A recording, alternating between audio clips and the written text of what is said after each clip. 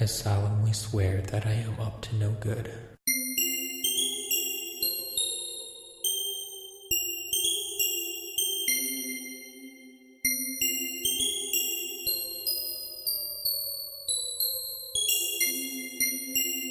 Hey everybody, welcome to episode 69 of Tales from Godric's Hollow, the world's #1 Harry Potter podcast that occasionally has Valerie Striplin on it.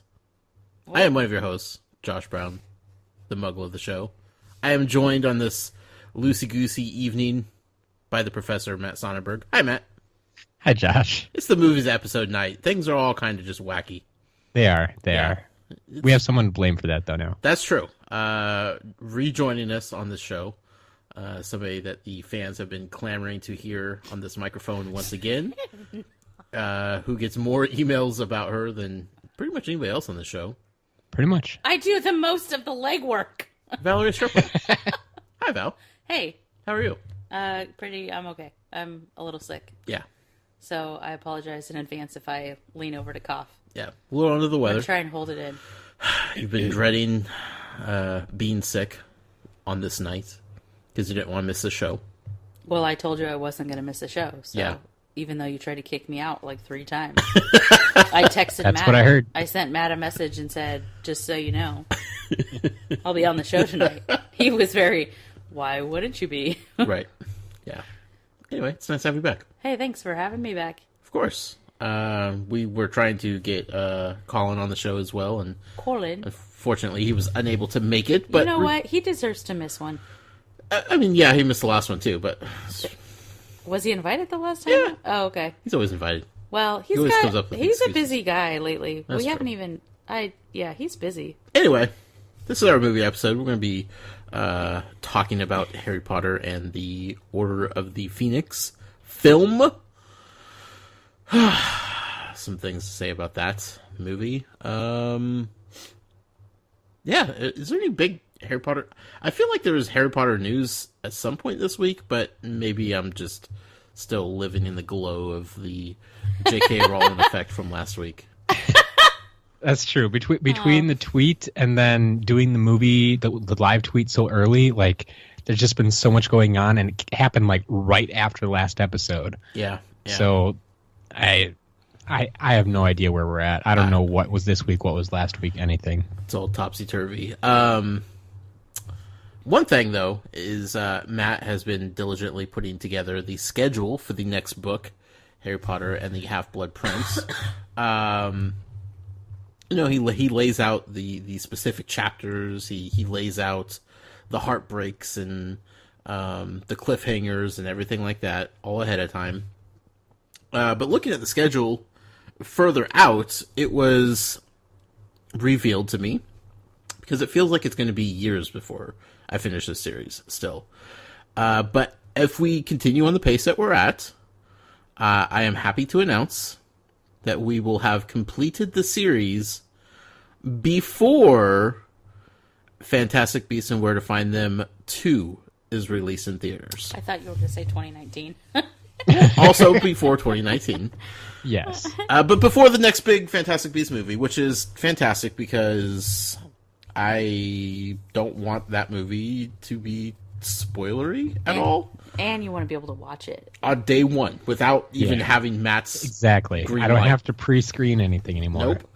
It will be all hands on deck for that one. So I am extremely excited for that news. That's coming out in fall, I think November 2018. So Yeah, I don't know if we have That's so far away. but in my head, that's a finish line. That's a celebration. And then somehow I was thinking about that today in the midst of everything else I had going on. And I had this really unsettling realization about the Fantastic Beasts series, Matt. What's that? I really loved so much the first Fantastic Beasts movie. Yeah. Right? Absolutely adored it. I am now deathly petrified that first movie is going to equate to like the first movie of the Harry Potter films, where it's just lighthearted and joyous and colorful and friendly and everything kind of works out for the best for everybody. I am not ready to deal with any sort of deaths that may happen to my beloved characters in the Fantastic Beasts storyline. Jacob dies. Matt, don't even go that route, because I'm starting to worry about that now. I know Newt's okay. We know he's going to make it out. Are you sure? Well, yeah, we saw him running around on the Marauders map, remember? Yeah, but Okay. in what form? What do you mean, what form? He's a ghost. What? Does the Marauders map pick up ghosts? I can't remember. I thought Jeeves was on it. Peeves? I thought Peeves. Jeeves. Who's read this book? That would No. have been a great search engine. I know. That was. I remember that surgeon. So yeah, I am not happy thinking about the potential of what happens to the characters in the Fantastic Beasts series. It's gonna get dark. I don't like it. It has to get dark, yeah. Right? I mean, yeah. just looking at the storylines they're following. I mean, I'm ready. Yeah. oh yeah, I'm ready. Nope. Bring it. Count me out. Not doing it again. I think that's the best part is none of us know where it's going. Yeah. That's the scariest part, Matt. No one could warn me ahead of time. People warned you for this? No, people have warned me that it's downhill from there. Alex, Yes. Yeah. That what is Harry Potter? One person. Yeah, the story Yes. is pretty much downhill. No, Alex I did has tell you informed that, him too. that we're over the hill now and it's all downhill from here. I said it doesn't get any better. I mean, JK herself didn't exactly. Yeah, no, it do doesn't. any I don't favors. feel like anything's wrapped up. Yeah. So, anyway, we're going to be talking about Order of the Phoenix film tonight. But first, we need to do something that's going to be fun. As always, we're going to give away something for free. We're giving away a book on this movie night. Matt, what book are we giving away? We are giving away, and I don't have my notes pulled up because I didn't make notes, so I don't have the exact title of the book. Uh-oh. Um, A book but of your it's- choice. Was it Harry Potter, A Journey Through a History of Magic, I believe. Ooh. Man, I wish I could participate in these. Yeah. Is it paperback or hardcover? This one is paperback. Okay. Cool. This was the one that just came out. Yes, it just came out on the 20th of this week. Awesome. So.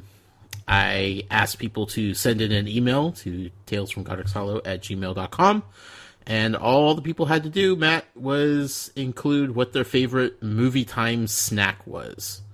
Yes. Didn't have to be Harry Potter themed at all. It was just a lighthearted, fun question to bring up the mood a little bit after last week's reading, which was necessary, and to, get ready for the movie episode. So we had a number of entries. Because we have a lot of special entries. guest, Val, we're going to give you the opportunity to pick a winner. I don't Between remember how 1 you guys do it. and 22.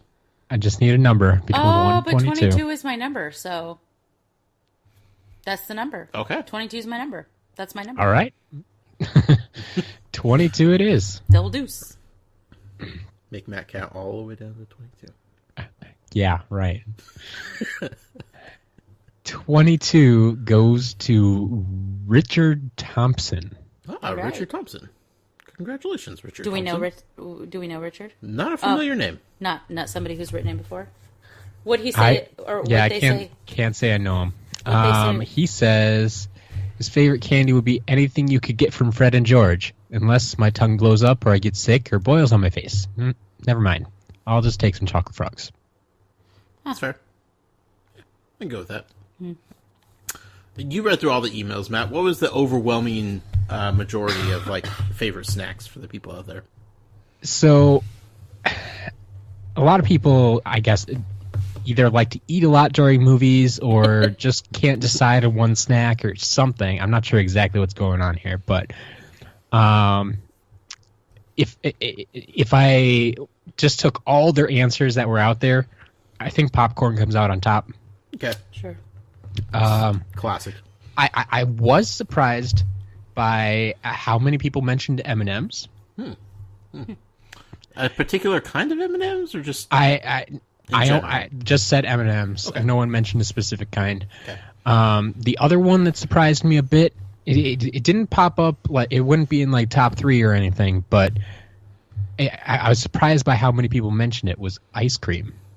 Which I do not think of as a movie food, even at home. I don't think of eating ice cream while I watch a movie. Well, now movie theaters are so much different than they were when we were kids. Now they serve like nachos and burgers and stuff at some places. Sure, but I still wouldn't order ice cream. when I go growing up, my parents were like, because there was 3 of us, that's 5. There was 5 people to get into the movies. It was expensive back then. It's even more so now. I don't know how people swing it.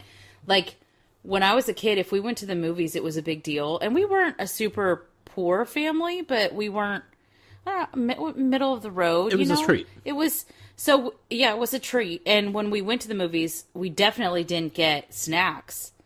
And we were never sneaking them in, Also, they didn't have like the boxes that you can get at Walmart for 98 cents or $1 or something like that nowadays. Yep. They only had those boxes at the theater for $5 and $6. Well, so you couldn't get them for $1 anywhere. When they started carrying them in grocery stores or in that type of thing, like that, they were called like the movie theater size or whatever. Yeah. So because that was the only place you could get them. The couple of times that I remember having popcorn as a kid, it was more like my parents got a big bucket and then we got those little water cups and we would get like 2 little scoops of popcorn. But other than that, I've never really been a snack during the movies kind of kid.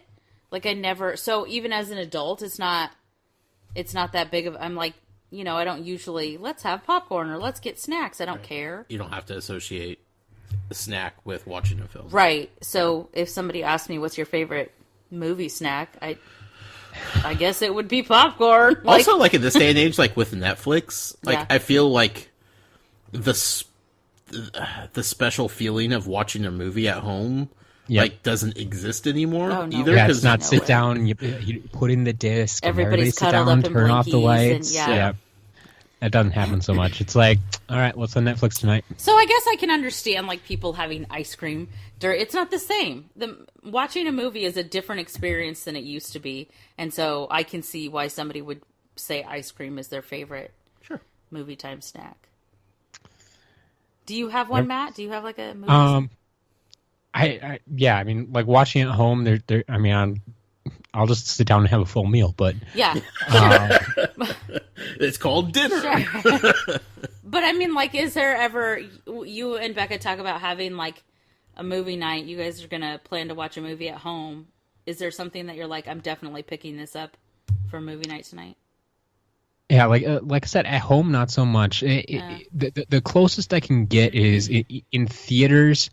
We went more when we were in high school. Like that was the thing we did, right? Right. And because there wasn't a lot to do. Yeah. So we the one I would get most commonly would be Twizzlers. Oh, okay, yeah. Yeah. I feel that. Red Vines and Twizzlers are a movie Sour Patch Kids. No, not Red Vines. Not Red Vines. Whoa, hold on. Them must be fighting Twizzlers. woods. We Twizzlers are like controversy wax on in a this show. bag. I don't... Nope. Blech. Okay, I will say this. From knowing people all across the country, Twizzlers and Red Vines are definitely a regional thing. Yeah. Depending Are on they? which part of the country Yeah. it is, like it's either definitively Red depending Vines on or what just- definitively Twizzlers. It's absolutely bizarre how My that stepmom works. we used to stop by Toys R Us because it was the only place that you could find Twizzlers in Phoenix. Back when I was a kid, and I remember stopping at many a Toys R Us and us kids in the car thinking, "Oh, we're going to Toys R Us today!" But really, it was so my stepmom could run in and grab a bag of Twizzlers. This is the most But depressing I'm thing I've not. ever Yeah, heard. that was a big letdown. All Big around, punch in the that's gut. It sucked. But as an adult, I'm a Red Vine. Just Twizzlers. I think when they started coming out with those ones that you could peel apart, and then they Pull have and the peel, then they have the different flavors of the pull and peel. No, not different flavors. Like, yeah, I They're just- prefer they my taste strawberry disgusting to me. Twizzlers. I will eat the cherry ones, but I prefer strawberry. I don't know if I've ever had strawberry. Isn't cherry the Default. I think cherry is technically the original. okay? Yeah. So then I've never had the strawberry, and I don't like the mixed bags of like you. Sometimes you bring them home, and I'm just ugh. Yeah, that's the only I'm not into it, just because I don't like. I can kind of taste the chemically flavor, and I'm not into it. But my brother brought home some of the red vine, the natural ones that have like less sugar, and they're made with more natural ingredients. I thought they were amazing. Those were the Twizzlers, though. So we should totally or the red vines. I'm sorry. Some candy on the show right now. I wish we had some. We keep talking about some red vines. Now all I think about is the Costco bucket right now, and I would demolish one of those. Sour Patch Kids. I will always associate with drive-in movie theaters. That's a good one. We'll take some Sour Patch Kids any day in our house. Actually, yeah. I think that's when I discovered them was at a drive-in. And yeah, that's one. You know, Becca and I, we're here by ourselves, but we will occasionally go out and buy like the big 5-pound bag of Sour Patch Kids. Yeah, that's a lot of candy. Yeah, it is. I mean, it lasts us many weeks. Haven't you bought one of those before? And you brought it home? Yeah, a 5-pound bag. Yeah, so good. When we went camping, did you get us one? Mm-hmm. Yeah. We also had a bazillion kids with us, so I know, but we also rationed them. Yeah, well, I'm just saying it went faster than more for the adults. Yeah, that's true. 10 for me, 1 for you. So congratulations to Richard. Congratulations. Hey, lucky giveaway. you that 22 is my favorite number. That's right. We appreciate everybody that wrote in, and stay tuned for the end of the show where we will announce next week's giveaway. It's a top secret one. Matt hasn't even told me what we're giving away yet. It's true. Yeah, so that'll be interesting. Oh, I thought he did it when we were having our private chat. No, he said what he was going to, but that's not ready yet. Okay. So he has something else in line. But he won't tell me what it is. I wasn't listening, obviously. Yeah, so stay tuned. End of the show. I'll wait with bated breath. As will everybody. Other than that, though, I think it's a good time to go ahead and break down the 5th film in the Harry Potter series. Don't do it. Harry Potter and Order of the Phoenix. Da-da-da. Da-da-da. That's some really good music. Did it? I don't know. I don't remember it being memorable. But I'm sure if Colin was here, he'd tell me how good the music was. That's his thing. That's his go-to. Well, you see, like I've said, that is true. The first 3 were the best because they had John Williams. It's true. Then they lost him to Star Wars. I mean, and he went back to finish what he started with Star Wars, and I can't fault him for that. I love Star Wars too, but the music in 5 I would say is better than 4, but I still don't think it's that memorable. Yeah, I don't know. I'll be honest. The one song, the one opening every Harry Potter, when I think of Harry Potter, that's the only thing I think about. I don't think about any other songs. I don't think about the songs that any frogs are croaking. I don't think about any songs that students are singing. I only think of the Harry Potter song. And so I have no... Which is called Hedwig's Theme, which was written by John Williams, and that's why you remember it. Yeah, so everything else is it helps that they use it over and over, but... Unmemorable? I don't remember it. There's a reason John Williams has a credit in every movie, even though he didn't do all the music. Sure. Yeah. Okay, let's start with this. Val, you're the special guest. Yeah. The very special guest. That hasn't... Very special guest. Heard you on this podcast before, or heard the whole explanation. You have seen all the movies. I have. Many times over. Yeah. But this is your first time reading through the books, with the exception of the first book. Right. Right. So you are a longtime fan of the films. Yes. Yes. So how did this film, now that you've watched it post reading through the book and crying alongside with me as we did so, has the movie changed at all for you with having the knowledge of the book behind you as you watch it? There were, in the previous 4 books / movies, I understood your frustrations with things that were left out and not portrayed in the movie. Yeah. But, I mean, that's the way it always is, right? Sure. Books are always better than the movies. This particular movie, I remembered most of it because of the Harry Potter series, the movies I've seen the most are 1 through 4. I've seen those movies the most. Same here. And I think that could be said for a lot of people, even though maybe 5, 6, and 7 are their favorites, or 8, whatever. I feel like because nobody wants to get to this one. because they came out the most recent, and if you were like me and you watched all the other ones every year, multiple times a year, then you have a deeper connection with them. So for me, this time around, when reading the book, I was a little bit, I would do this thing where I don't remember that scene in the movie. I needed to assess it. Yeah. We do need to say this, like, you were very good at, like, never saying that out loud. I don't tell you anything. Yeah. There are no giveaway. The only giveaway is when something is about to happen, my voice will start cracking very badly because I know what's going to happen in the moments leading up to, but Josh doesn't necessarily know what's going to happen. Yeah. So that's really hard to control because I do connect so much with these movies that, and now these books that I can't turn that off. That's emotional.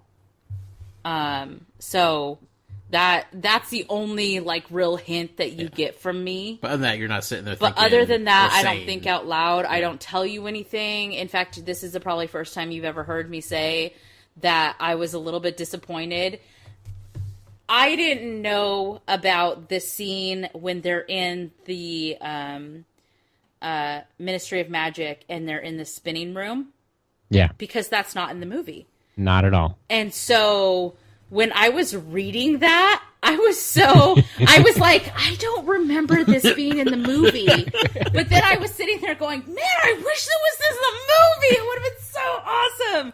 Because I was having to read. So the way that I read to Josh, besides doing voices sometimes to change things up, I'm a pretty animated reader. And sometimes I'll get animated like with my voice when I know it's a yelly part. I'm supposed to be yelly, not just shouty capitals, but I know I'm supposed to have some passion and conviction in my voice. But the scenes where your cadence needs to change and things need to go faster, like Josh was saying in the podcast the last 2 weeks that there was 2 scenes, the fight scenes and stuff where he didn't want to interrupt me because I changed pace so much. Yeah. Because it's so much action and I need to get that portrayed to people listening, which is only Josh, but still, I pretend like I'm reading to an audience. So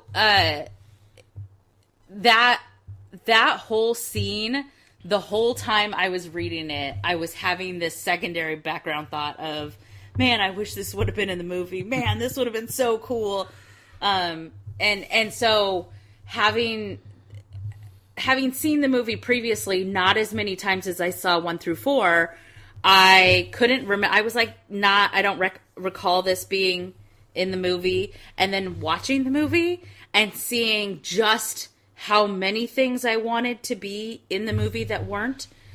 Now that also, is a little bit vice versa, to the other side of that coin is that in the movie, I feel like in the book you don't get a clear vision of what the ministry looks like when you're inside. 100%. That hallway with the fireplaces every few feet. Like, I feel like that's not described as...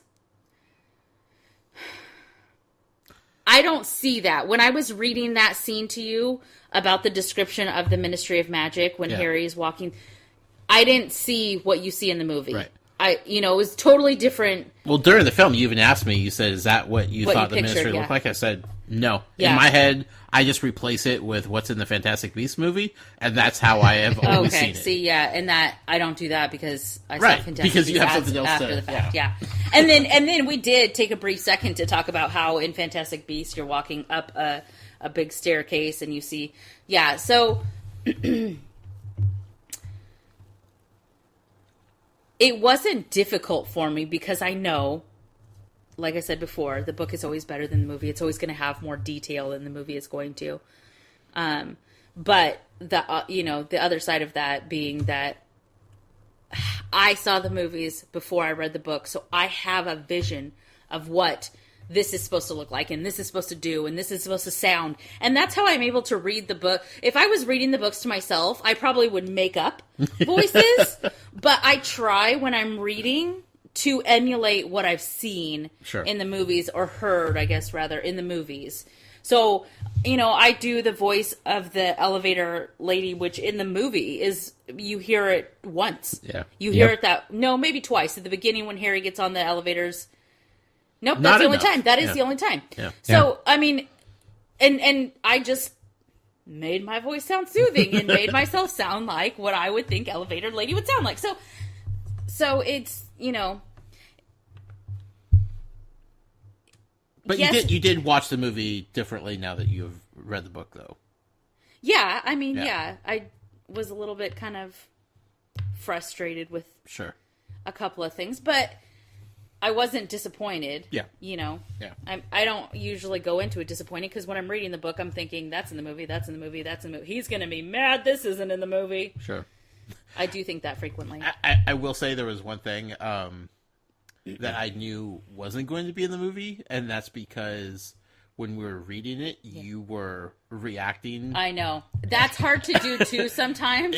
It wasn't anything big. It was when the Death Eater got his head turned into a baby head, and you're just like, oh my god, that's like the freakiest thing I've ever. I'm like, okay, that's totally not in the movie because she's losing her mind right now. It's super. Sometimes I have to really pay attention, and I think that's what frustrates me when people say Val must be feeding him this information, because I absolutely am not. No. But when I'm reading something for the first time that I am not familiar with, it is really hard to hide my surprise, because that whole scene, reading it in the book, was so entertaining. And because of my cadence, the speed at which I'm reading, I was just like, I had to stop and laugh. Right. So it's hard to hide that. Sure. But, I mean, nothing big. I mean, it's little stuff But still disappointing, because wouldn't that have been a really cool scene? 100%. And frightening. A little frightening. Yeah, totally. Scary. Matt, this is like your 8,000th time watching this film. Sure. You still like it? Does it still hold up for you? Yeah. I mean, it's still good for what it is. Yeah. Like I said, the books are always going to be better, so I can't say too much there. But I think this might come up with some of the emails, or at least it was definitely addressed in the live tweet session. But this movie moves. Yes. Yeah. It does not slow down. It just keeps going and going, and for you, I thought that was fantastic. Like, a couple of things. One, you didn't have to deal with, the dream 12,000 times. You didn't have to deal with the world building chapters. You didn't have to deal with the Quidditch chapter or anything like that. Yeah. It just kept going. And then because it did that, I always thought, it's like, okay, he's not even going to have time to think about what's not here. Yeah. Like, it just in kept this moving on to the particular next movie, thing. yes, yes, because this all the one different specifically. decrees that change, that goes by so fast in the movie. Mm-hmm. So you hate Umbridge, but you don't hate her as much as you did when you were reading the book. Yeah. So I mean, you still I mean, as we've said with other movies, they get the story, they get the main plot points.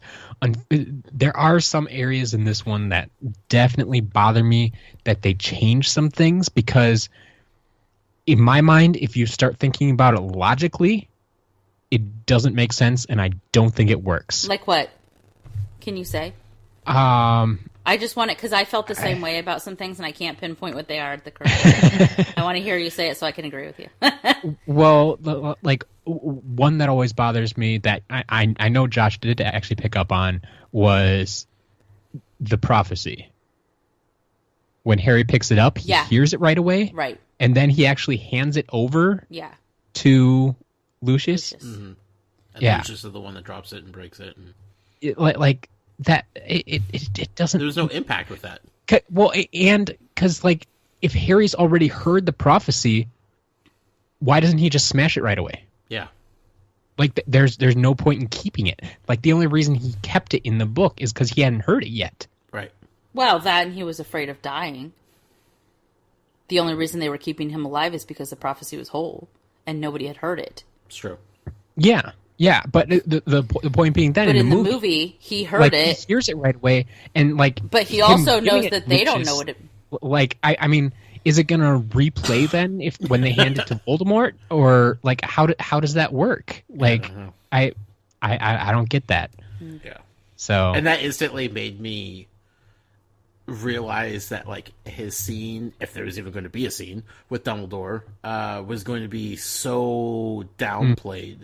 Yeah, because Dumbledore was the one who was supposed to tell him about it. Yeah, like that was the big basically reveal. Showed him the memory. Yeah, I didn't read your live tweets like after the fact. I'm not a fan of the live tweeting during the movie. Sure, I'll say that right up front because you are looking down at your computer. Nope. When there are moments that are happening that I feel like you're not engaged in the movie enough to get the emotional impact of it when you're looking down at your computer during facial expressions, music changes, even just little things that I know that you're going, it's just this happening, I'm just going to do this really quick, and you type it out. But I'm watching the TV and I'm seeing a scene change, but there's like a little tidbit of something that you needed to catch because that was pertinent to how the movie is going to play out. And I understand we just read the book. But because the movie is a little bit different, I want you to be fully engaged. And so when you're sitting there on your laptop and you're like tweeting, I feel like you're missing small things that keep you part of the movie. I understand the idea behind the live tweeting. Yeah. And if there's a way that I could change it, I would say let's do it that way. But there's not really. Well, I just feel like you're not getting the connection. You're disconnected from the movie. I know it wouldn't be quite the same going through it a second time, but have you ever thought about watching it a second time before we record the show? I thought about this the other day. I was thinking, how could we change it? And I thought, well, maybe if Josh watched it through the first time, not live tweeting it, he would catch all these things and he'd be connected. But every thought and moment that he was having wouldn't necessarily come through the second time he watched it. Exactly. But like, I think the live tweet and the reactions the first time through are I think that's the way to go with the live tweet. But I think if you watch it a second time, so you could like pick up on other things and be focused on it, that might be something. Because there are small things that happen that if you're not watching the whole time, like, you know, when we watch wrestling, you're like, are you paying attention? Are you paying attention? I'm like, no, I looked down for a second, but then something happened and I missed it. So I feel like that happens when you're watching the movie. You're not as engaged. Here's the thing. So you're missing some of the The first 3 movies I watched without live tweeting. Right. Okay. You were so angry. And those are the ones that I hated the most. Out of the 5 movies that I've seen, I've liked this one the most. You out did of the say 5. that. Here's something they I'm have progressively gotten better for me, so I don't feel like whatever I missed is going to affect like my overall like review of this film when I speak about it tonight, because I didn't hate it that much, honestly. For one, there wasn't time to hate it. Exactly. You know, I'm pretty sure it was Brent, the one that was mentioning that on Twitter as I was tweeting. He was like, "This movie just doesn't stop. It doesn't slow down at all. Yep. It's from the start." Because you're like, you would mention like something like they didn't spend enough time on this. So like, we got a story to get to. Yep. Yeah. This is an 800+ page book. Yeah. We talked about this the other day about marathoning 1 through 5, like at a different time, because we're coming up on the holiday season, and Harry Potter to me has always been Christmas book, movies. So, and I know not everybody agrees with that, but let's I mean, that's a different. We'll have that conversation at a different time. So we were talking about watching 1 through 5 because now you can, and doing it like bam, bam, bam, bam, right, over the course of like 2 or 3 days, just so that way you get that whole like picture, of everything. I think your opinions of 1, 2, and 3 will probably change, partly because you will have forgotten some of those small details that in the books are so important to you. Once. Yep. They're so important to you in the books. Yeah, you've only been through them once. That when you watch the movies, you still get the whole effect. You get what they're, the message that's being conveyed. You understand the storyline. So I am excited for you to rewatch those. Me too. I would say out of all of them, number 1 is my least favorite. But I still watch it when I'm doing a marathon of them. Like, looking back, like, I know the movies got bigger, they got bigger budgets, they had better effects going on for them because the change of the time happened and technology got better. Yeah. But, like, looking back at the first one, I feel like there wasn't the 100% conviction in them making a stellar film franchise in that film. What? Like it feels like... Wizard chest? Yes, but like... I said chest. I'm sorry, I'm sick. Wizard's chest. Like... I don't know. Like, looking at this 5th film, like, they are so in the thick of things when it comes to, like, making amazing films. Keep in mind, the books have been out for a while at this point. The movies are gaining more traction. Hold on. The first one feels like it could have easily passed as, like, a made-for-TV movie. Ooh. No. Not that bad. No. I think your recollection of that movie compared to these movies is, when you didn't say these words, that was terrible. Sit down. In comparison you said, to the 5th. Well, I mean, look at any franchise, you could say that. I don't know. Look, they progressively have gotten better. Well, yeah, because they have progressively gotten more popular. Plus, that was, how many years ago did movie 1 come out? 15? That's my point. How many, was it that many years ago? That's not right. We're saying the same thing. 15, 16. Yeah, but you're like not giving, you just said that movie 1 was after school special quality, and that is just sad. Because Home Alone 3 quality. Because the filmmakers and the studio that published it, that made it, like, weren't going to invest the biggest possible budget into the first movie of a franchise. Whereas they would in the middle of the franchise, because you're making that tenfold back. I don't know. In ticket sales. I don't know. Like, okay, weird comparison here, but the start of the MCU, right? Yeah. It all started with the very first Iron Man. Mm-hmm. That is the most bootleg, basic superhero film you could possibly have. Like, it is... Honestly, Iron Man is one of my favorites. Oh, mine too. The writing is phenomenal. I wouldn't say it's bootleg. But, like, in comparison to, like, the grand scope of the film and how big and extravagant things are in it, it's so minuscule compared to, like, the films that we're getting now. Yeah, but in the MCU, they didn't know that they were going to be doing 50 movies. That's my point. Harry Potter, they already knew they were going to be doing that. They knew they were doing 8 movies about these 7 books. If it crashed and burned, though, somebody's pulling the plug on that film franchise. But you see, that's the thing. I mean, one, it wasn't like some independent thing. Mm-hmm. It was Warner Brothers. Yeah. So I mean, they were fairly high up on it already. And two, like we've said before, the first movie didn't come out until after book 4. Yeah. So they knew Harry Potter was catching on. They knew it was they were going to have millions of people hooked on the series at least until the end of book 7. So I mean, I think they had a pretty good idea going in. If we were having this conversation about Twilight, I feel like I would be more on your side. But this, no.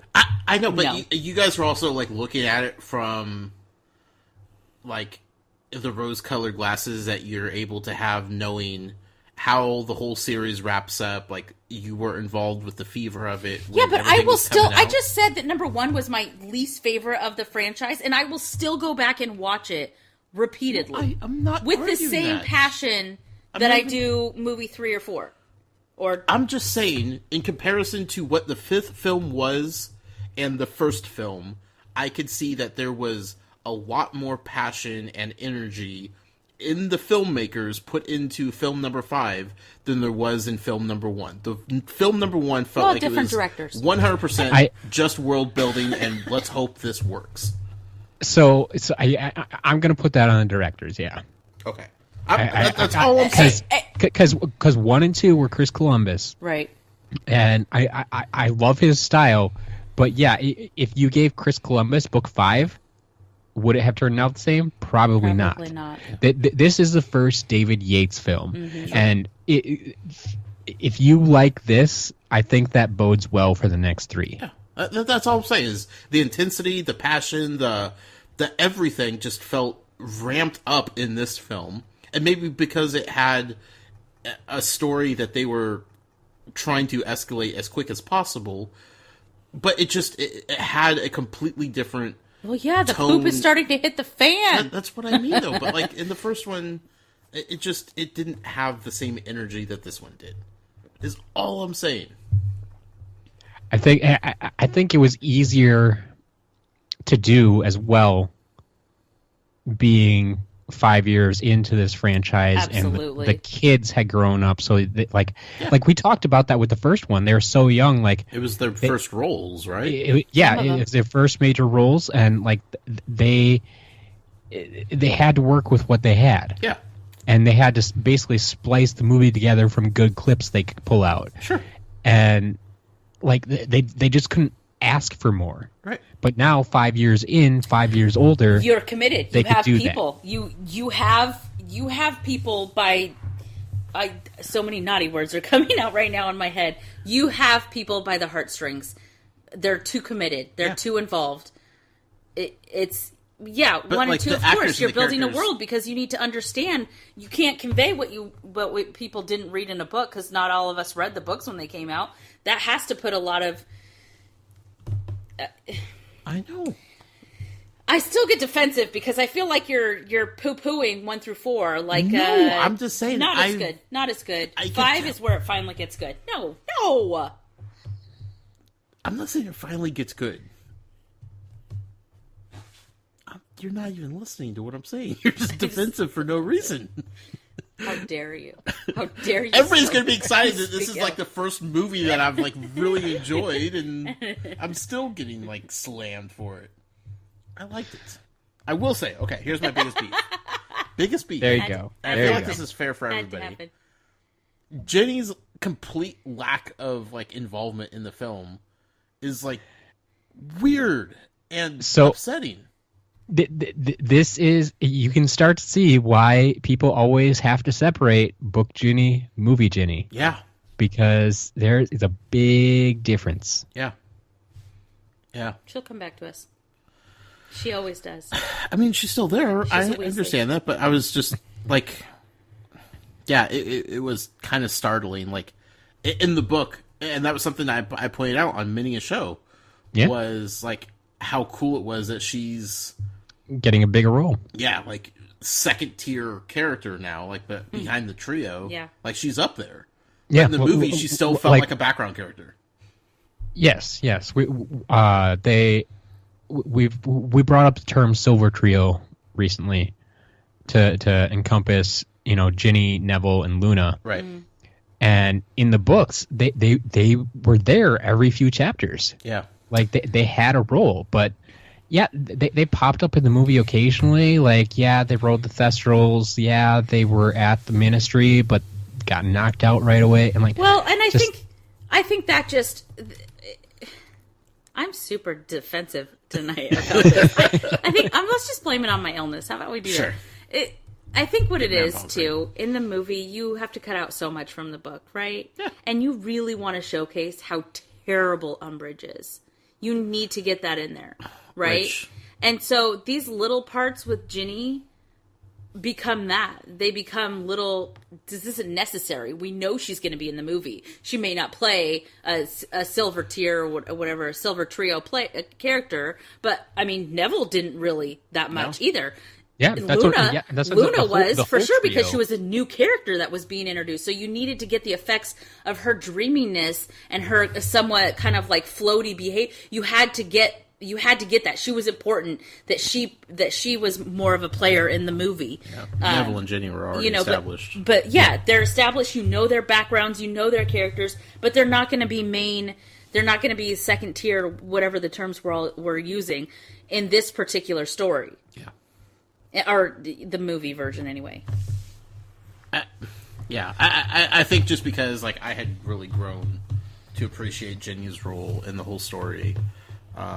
Like seeing her pretty much ousted from the film was like sad.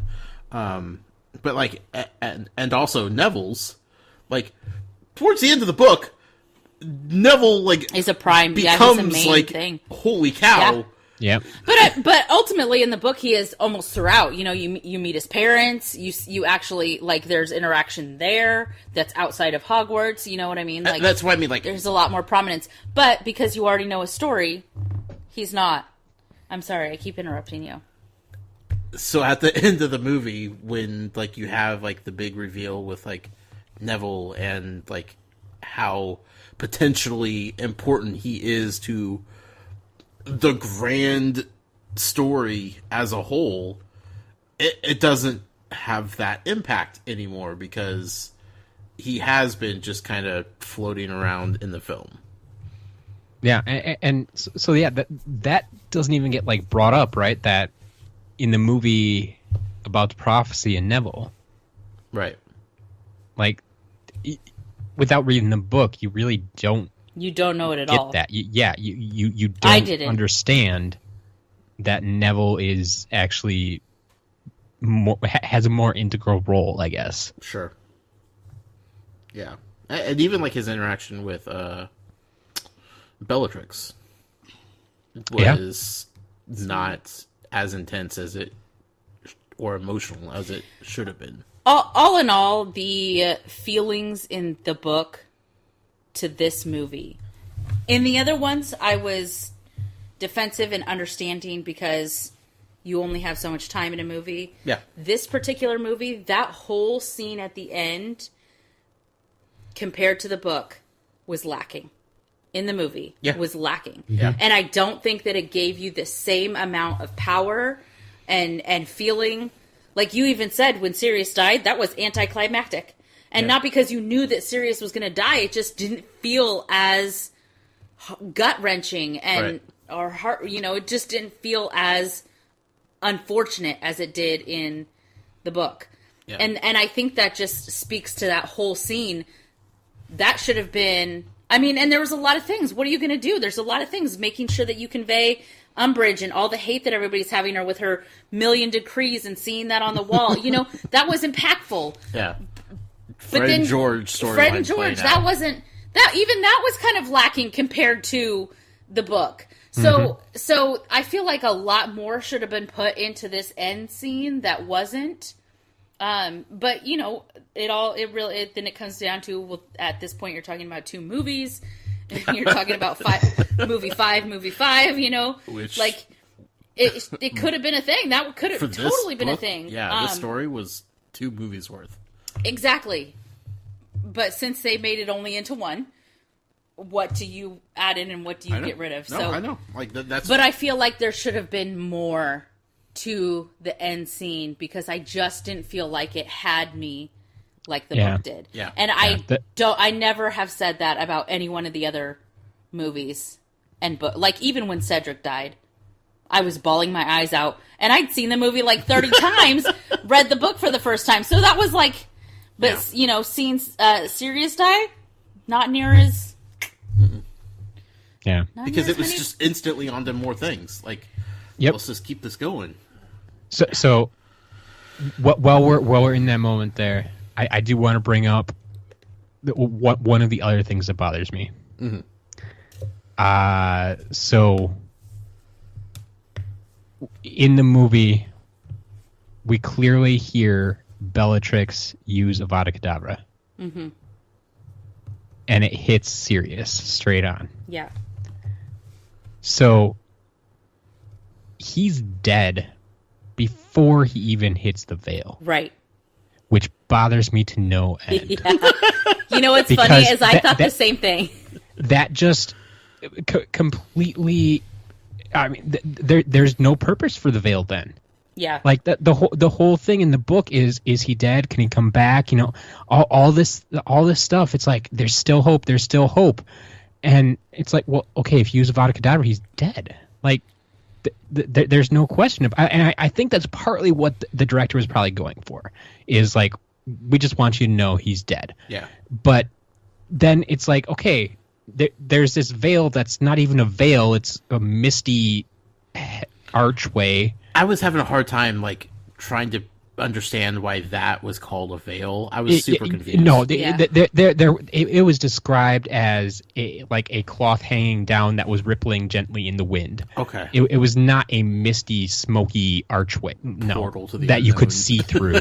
'Cause, like, in the movie, we could see people Yeah. behind it. Yeah. And it's like, no, like that was the whole thing. Like Harry wanted to go look behind the veil because he heard the voices. And yeah. Yeah, if he could see through it, he wouldn't be looking into it. Exactly. Like he didn't care. Yeah. Exactly. They tried to play up the voices a little bit, but then they got interrupted. So So in the book, she did not use that spell. Was it She did say Avada Kedavra. in the book? Uh-huh. are you sure about that? Uh-huh. I'm pretty sure. Or I did it just say remember that reading he got it. hit by a red light or green light or something, red spark or Hold something. on, I'm going to grab the book. It's right next to you. Oh, that's a new one. What? No, that's the new one. Hold, please. Okay, she's getting the book. Whoa, Sorry. go for it. I mean, I trust you, Matt, but I think in the book, I don't think it mentions a spell. I think it does give us a color, yeah, but I they're could be battling wrong. with red and but- green, and Yeah, but so The only green- reason is I remember reading that, and it's not something that I say that often, but I like saying it because I don't like saying the other one. What's the other one? I was even in the car saying Avada Kedavra the other day of course she has to myself. See, okay, so while Val's looking this up, yeah.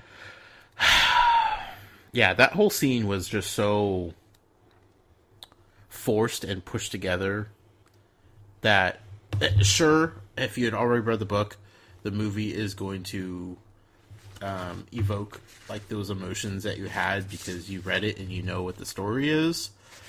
But like, as people that are just watching the films for the funsies of it, like, that's so just it happened, and like, even after, like, we don't get a lot of Harry trying to reconcile with the loss of Sirius. He's folding his robes and he's kind of sad looking, but like, there isn't that immediate mourning period that we had That's to go right. through in the book. That's right. I was totally right, yeah. What does it say? It says, okay. Only one couple were still battling, apparently unaware of the new arrival. Harry saw Sirius duck Bellatrix's jet of red light. He was laughing at her. "Come on, you can do better than that," he yelled, his voice echoing around the cavernous room. The second jet of light hit him squarely on the chest. The laughter had not quite died from his face, but his eyes widened in shock. Harry released Neville, though he was unaware of doing so. Harry jumped to the ground, pulling out his wand as Dumbledore turned to the dais to do so. It seemed to take Sirius an age to fall. His body curved in a graceful arc as he sank backward through the ragged veil hanging from the arc. So there specifically, again, I have to point out, it even specifies red, and we know very much from every time Voldemort uses it, Avada Kedavra comes out green. Yeah. Yeah. Which it does in the movie too. Yeah. But that's to my point, is she doesn't use it. She hits him with like a red, like, stunning spell or something and knocks him into the veil. Yeah. It was falling into the veil that was killed him. That Yeah. kills him. That's But she does say Avada Kedavra in the movie. Yep. man. I want to see that every time. Thanks, man. You're welcome. Join the party. Yeah, seeing a familiar actress play Bellatrix. Yeah, that was unsettling. I wouldn't know. Really? I wasn't sure if you would recognize her. Oh yeah, as soon as I saw her, he said, "Who is that? I know who that is. Yeah, who is she?" And of course, I couldn't Google it. So I looked it up because I have seen her in so many things. Her face is very prominent. But IMDb is huge. Typically, when I think about her face, I see her in Harry Potter. I see her as Bellatrix Lestrange. Yeah. When I see her in other roles, you think Bellatrix? I think Bellatrix Lestrange. Like when she plays the Red Queen, the Queen of Hearts in Alice in Wonderland, Bellatrix Lestrange. Yeah, I just remember back in the day when the movie was coming out and it was announced that Helena Bonham Carter was going to play her. Like, I knew who that was. Yeah. And so it's like, oh, yeah, I love her. I guess that could work. But yeah, she was very well known even beforehand. I did not realize that she was married to Tim Burton. I did not know that, but when I read it, I was like, "That makes sense. Yeah. That makes sense 100%." Yeah. I feel like that was like the universe was speaking. Yeah, that made sense. I mean, I've seen Fight Club 100 times, and I've never seen Fight Club. Yeah, as soon as you said that on Twitter, Matt, I'm like, there we go. Yep, that's the connection. Yep. She always plays somebody nasty. She's really good at it too. She's so good at it.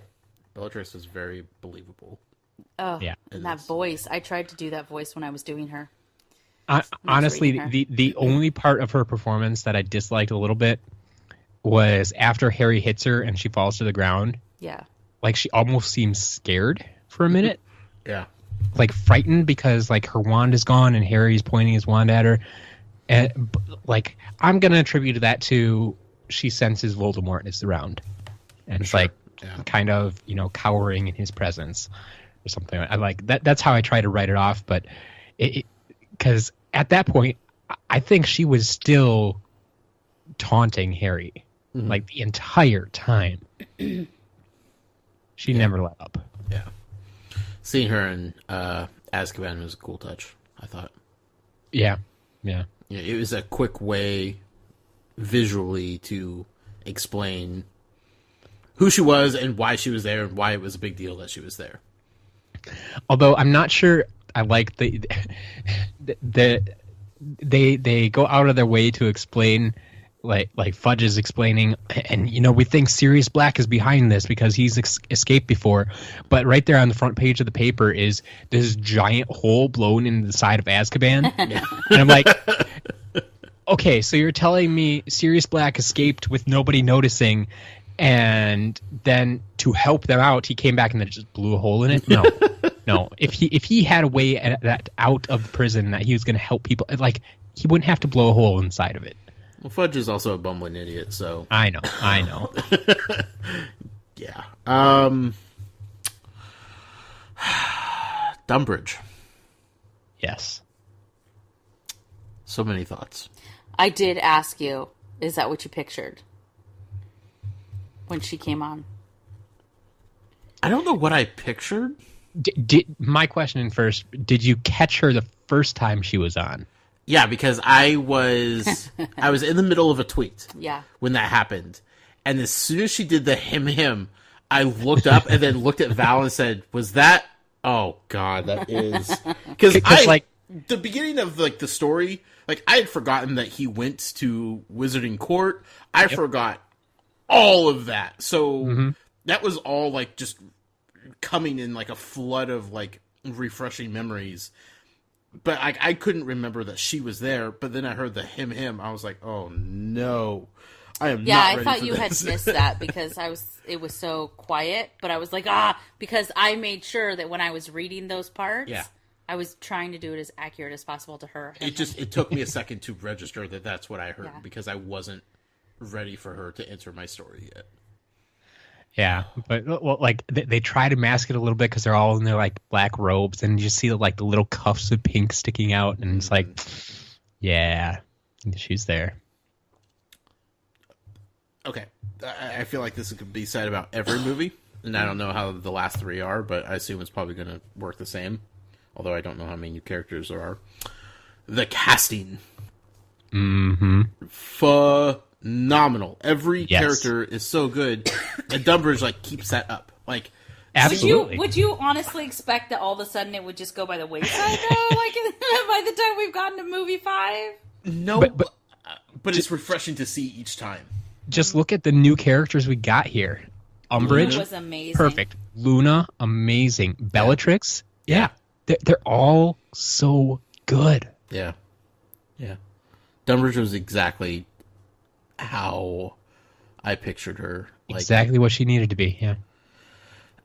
I will say, and this is, again, because the movie could only be a certain length, that her full impact of, how awful she really is wasn't as significant in the movie. Right.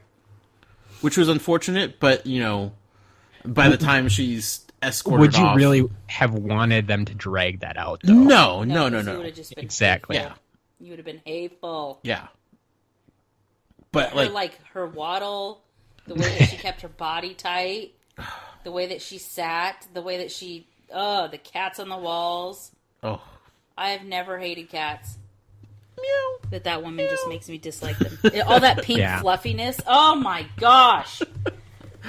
Her marching up to the centaurs, though, I was like, oh, this is going to be good. I was excited to see that. Just let her unleash on them. And she went full Dumbridge on them. Having never read the book, say that again, I didn't know Firenze was a teacher in the book because you never saw that in the movie. Never. And I so badly, when I read the scene about the room that he teaches in and the environment Forest it feels classroom. like, I'm like, man, I wish that was in the movie because I imagine it to be so magical feeling. It would absolutely, but it really didn't. You don't know play a huge anything role about in the story. centaurs and their current anger. The only thing that you get is when Hagrid says if the Ministry reduces their land, they don't have enough. That's the first instance you ever get of them being angry. Yeah, there was a newspaper headline if you were reading all of those as they flew by the screen. I try. There were headlines about the centaurs, but that is about it. Sure. Yeah. I really liked the Grop scene. Yeah? I did. I thought... I mean, other than the fact that, everything was adjusted to fit into the film, I liked his introduction a lot more. Than in the book? Yeah. I liked his interaction with Harry and the kid. And Hermione. Yeah, way specifically better than the book. Hermione. That was... I do wonder where he got a bicycle, but... It looked like he just had a pile of junk. Yeah. That was just that he had maybe picked up from. I feel like Hagrid just brings him was stuff just to play bringing him with. Stuff.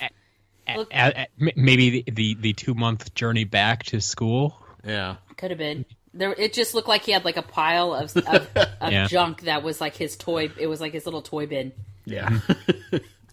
Yeah. No, I liked it. It was effective. Because it wasn't a whole bike. It was just the handlebars. That he hands her. Well, that's all he hands her, but right. he but the bike, but it didn't look like it was in the best condition. Yeah, you just like the bell on it. Yeah. So the only problem I have with that scene doesn't actually even have anything to do with Grop. Grop's fine in my opinion, but the forest itself is way too big. Because around him. Yeah, because the trees are just way too big. Because we in the book they talk about how he's bending these trees and I'm picturing he's maybe a foot or two below the treetops when he's standing. So he's grabbing these trees to bend them back and watch them snap, and he can pull them out by the roots and stuff. And there's no way he could do that to these trees. Yeah. You don't even see the lowest branches on these trees here. You're just seeing tree trunk all the way up to the top of Grop's head. Yeah. So I mean, it's a very intimidating forest, but yeah, could have been different. Mm-hmm. I had completely forgotten how the whole book opens up with the Dementors and whatnot. First of all, I meant to ask you about that. Did that surprise you a little bit? yeah, I was like, what am I watching? Yeah. Like, what is going on here? I did have a moment because this book is so much longer to read and so many things happen. I had a moment where I was like, did we just skip a movie? Is he about to watch something that we're not supposed to watch yet? And then when I saw the cat lady neighbor. Mrs. Fig, yeah. Yeah, when Mrs. Fig came, I was like, nah, this is the right one. Yeah. This is right. Yeah. Yeah. Dudley was frighteningly old. Like, that threw me off big time. Dudley grew, yeah. But still, He's dumb a big as boy. rock. Oh, yeah. No, he's still He the character. plays but the character. Yeah. Oh, yeah. It just threw me off big time. But the Dementors look so... Like, I don't know how they managed to make the Dementors look so perfect, but So- they look phenomenal. They look a little bit different than the last one. Though. Yeah, they changed him again. Because, like, I like the idea, but unfortunately, I think the first version was closer to the book. And so that's why I want to stick with You that one. think so? Yeah, because the one major thing that they're missing is the hood. Okay. Because they yes, always talk about when they're going in for the Dementor's kiss, they pull back their hood. Right. I would and agree go with in for that. the kiss. I would agree with that. Here's what I think. In the book, they do so much describe in book, what is it, book 4 is when we're first introduced to Dementors? Book 3. Book 3. They go into so much detail about their hands and the skin coming off of their hands. And in the first movie that the Dementors are shown in movie 3, you don't actually see that in as much detail as you do this movie. The best we get is when they come on the train. Right. Because that's as one, close up as we get. Right, just that one little thing. Yep. But if you're not paying attention to that little detail, because I actually did when I was reading to Josh, I was thinking I don't remember really seeing their hands or their faces in the movies. Because you don't see their face because it's hooded. Right. When we watched the movie, I thought that the movie 3, I realized that, and this one. I felt like when you saw them doing the kiss to Harry and Dudley, thank you, because I almost called him Neville. That'd be weird. It is weird. I kind of felt like, oh, maybe they already pushed back their hoods, even though they kind of come in without hood on. Yeah, like maybe they already did that, but it felt like their hands and the detail up close was more accurate to the description of book 3. Than the ones from movie 3, if that came together correctly as it did in my head. Does that make sense? Yeah. I just felt like they looked more deadly, Sure. more decrepit and disgusting. Yeah. Then it was interesting to see when like Funko came out with a Dementor. Which direction they went? They went with the ones we just saw in Order of the Phoenix. Sure. Oh, I didn't know that. That's cool. Let's see. Mrs. Fig voting when she was a witness, I thought was adorable. Yes. That was cute. She like catches herself. She's like, She's voting for Harry. yeah. In general, she's adorable. Yeah. Tonks? You didn't think that when you first were introduced to her, did you? Well, no, she's a crazy cat lady. But I knew she was important somehow. Yeah, Tonks. Go ahead. Sorry. Tonks is adorable. She's great. She's fantastic. She is. Yeah. Yeah. I like the hair changing color on a whim to match her mood. I thought that was cool. Don't call me Nymphadora. Yeah. That was really good.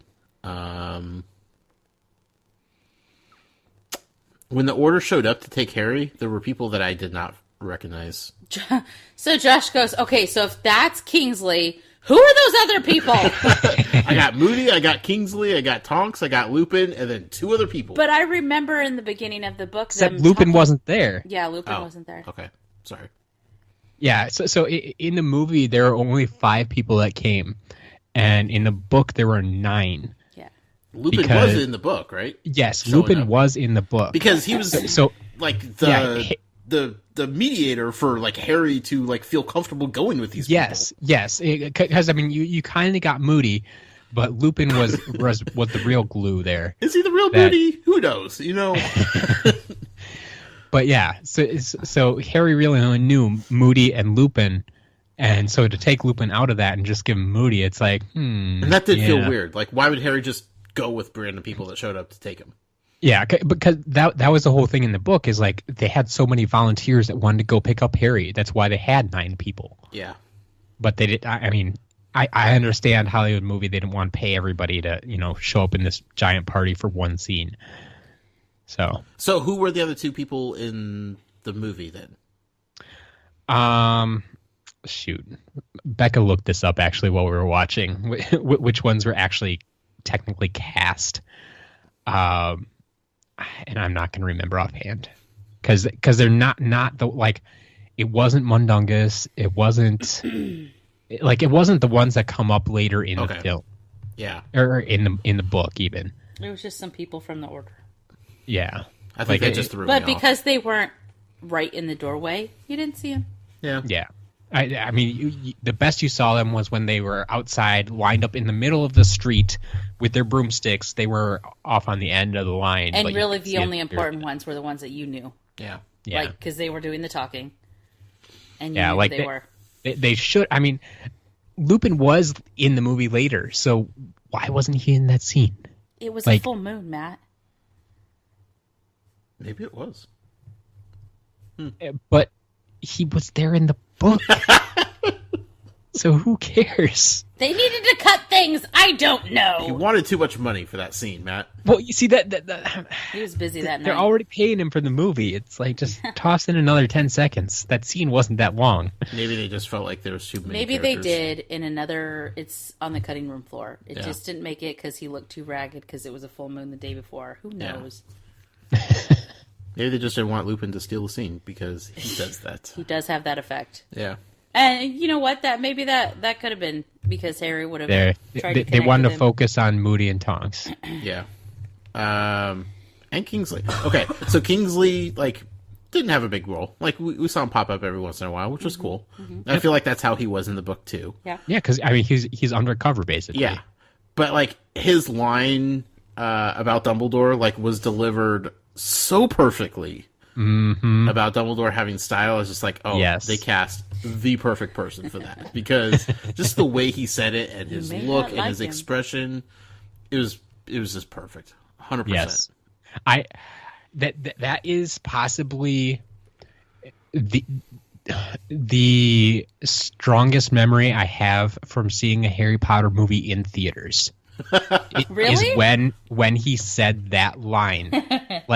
The audience just went Dumbledore got crazy. style. Sure. Yeah. I just remember that moment so vividly. It's such a good line. It also helped that it was an incredible scene with Dumbledore and Fox. It was incredible. Visually, awesome. When they brought Cho in, though, you said, Cho? Yeah. Because it was supposed to be her best friend. Right. Mm-hmm. And I did the mental math, and I said, okay, this expedites, a whole section of the story. Yeah, because you didn't complain about that at all. No, because it still fits right. perfectly into everything. Yeah. And then later they talk about how the last dose of Veritas serum went to her, and that's why there wasn't any left. And it gave Harry a good reason to get rid of her and exit her out from the story. Right. But I mean, you were complaining in the book already how Marietta was kind of, just shoved into this just so we could have someone to blame it on. Yeah. And so why would they go ahead and put her in the movie? Someone who they don't have cast yet, right? Throw her into the movie and say, "Hey, yeah, we're just going to use you as a scapegoat." Yeah, because anybody who watched the movie and didn't read the book wouldn't know who that was. Right. Yeah. And now you're talking about building a backstory for this stupid girl. Yeah, trying to get her out. It eliminated all the weird awkwardness between Harry and Cho and their whole date at. Yeah, thankfully that date wasn't there. Yeah. So that I completely understood when it happened. I said, "Oh, okay." I appreciate that you sense. did not get hung up on that. Yeah, no. What was the thing? You were really mad about Dobby not being in the room of requirement. Neville did something that Dobby was supposed to do. He found the room of requirement. That's right. Yeah. Neville just kind of stumbled upon it. You said, what? Where's Dobby? Yeah, which really made And me I mad. had to, like, bite my cheeks. Because it's not like they didn't have any house elves in the film. Yeah. They had Creature. Yeah. You know, Yep. they had other house elves rolling around in the Ministry. Why couldn't they have Dobby? But none of the hat scenes. Yeah, if Spew wasn't there. Yeah, but like one scene with Dobby coming in and say, "Mr. Harry Potter, I have something to show you," or anything, you know. Just, you know, Well, and that's the thing. It's like Harry wasn't even necessarily like searching Dobby out. It was just a random encounter with Dobby where they got into a conversation, and he mentioned, "Oh, I need this place." yeah. And it's like, "Oh, I know a place like that." Like, yeah, that could easily been a 30-second scene that they threw in. Yeah, of the trio sitting there in the common room saying, Maybe. "Where can we practice this?" And then Dobby is like serving hot chocolate or something. He's like, "Oh, you guys are looking for a place? Come with me, Mr. Harry Potter. I'll show you exactly where you can go." Okay, Just a little Dobby. Here's the thing, is then I would have been like, where's Dobby been this whole time? Like, Serving hot chocolate. We haven't seen Dobby at all. He just Throw randomly some just socks shows up on him, doing some things around the common room. He's fine. And honestly, that's my guess is why he wasn't there, is because they would have to explain where he's been and what he's been doing. Yeah. Which was in the book, obviously, but Yeah, I guess they didn't even explain that he's at Hogwarts right now. no. No, Exactly. When was the last time that's you heard why. from him? when he got a sock in the movies, the last time you saw him was when he got his sock. God, Dobby's gone forever from the movies, isn't he? He hasn't been, He's out. which is why it's been a surprise to me to read that he's even showing up, because I didn't know that. I thought that one movie was about that had involved Dobby was saving Harry Potter's life, and that was it. And I haven't heard from this fool since. Yeah. Harry shows up in all these books. Here we get stupid creature. Ugh. You know what? Creature's character was so prominent in this book, and I forgot that he even existed in the movie until we watched it. I said, then I started really like listening to what he was whispering underneath his breath. If you listen to him, And I was like, "Oh, Creature!" Because I didn't even know the number of times I've seen that movie. Reading the book, I instantly was like, "Okay, I vaguely remember an elf." But then I had to like search that out, like in my mind space. Was there an elf? Did I see an elf? And then when we watched it, I was like, "Oh, okay, this brief second." That's who But that if was. If you've never read the books and then you watch the movie, you never hear him say those. Like, I never paid attention to that. He was just mumbling around, like in the fourth movie where there was that woman who was cleaning the what's that place that Harry stayed in this before school started. The Leaky Cauldron? The Leaky Cauldron. The woman that was cleaning, she opened that one door. Yeah, like the housekeeping. Yeah, how she was just like talking under her breath. Like, that's a side character. I would have never, as somebody who didn't read the books. Well, yeah, No especially frame of since reference. like she wasn't even really in the books. Right. Like, it's something they added to the movie. Yeah. So to me, Creature wasn't anything. But I was, when I did see him come on the scene, I was thinking, I really am going to pay attention. The heads on the walls I forgot had been described in the book. Mm-hmm. When I saw him in the movie, it was just like, all right, there's some heads on the, like, didn't even out of my head. So, but then when he goes to clean Sirius's mother's picture, it's closed, but Creature's talking to her, and you can hear words coming. Yeah. I sought that out because when the first 100 times I've seen it without reading the book, I had no idea what was happening. They did show him with a picture of Bellatrix, right? I don't remember. Or am I making that up in my head? You might be making that up in your head. I don't remember him walking around with a picture of her. I thought he had just like a little picture. Maybe not. No, because the few times that you saw him, he was walking around doing things. Yeah, that's true. Maybe I just, Huh. I think I meshed the movie and the book right there in my head.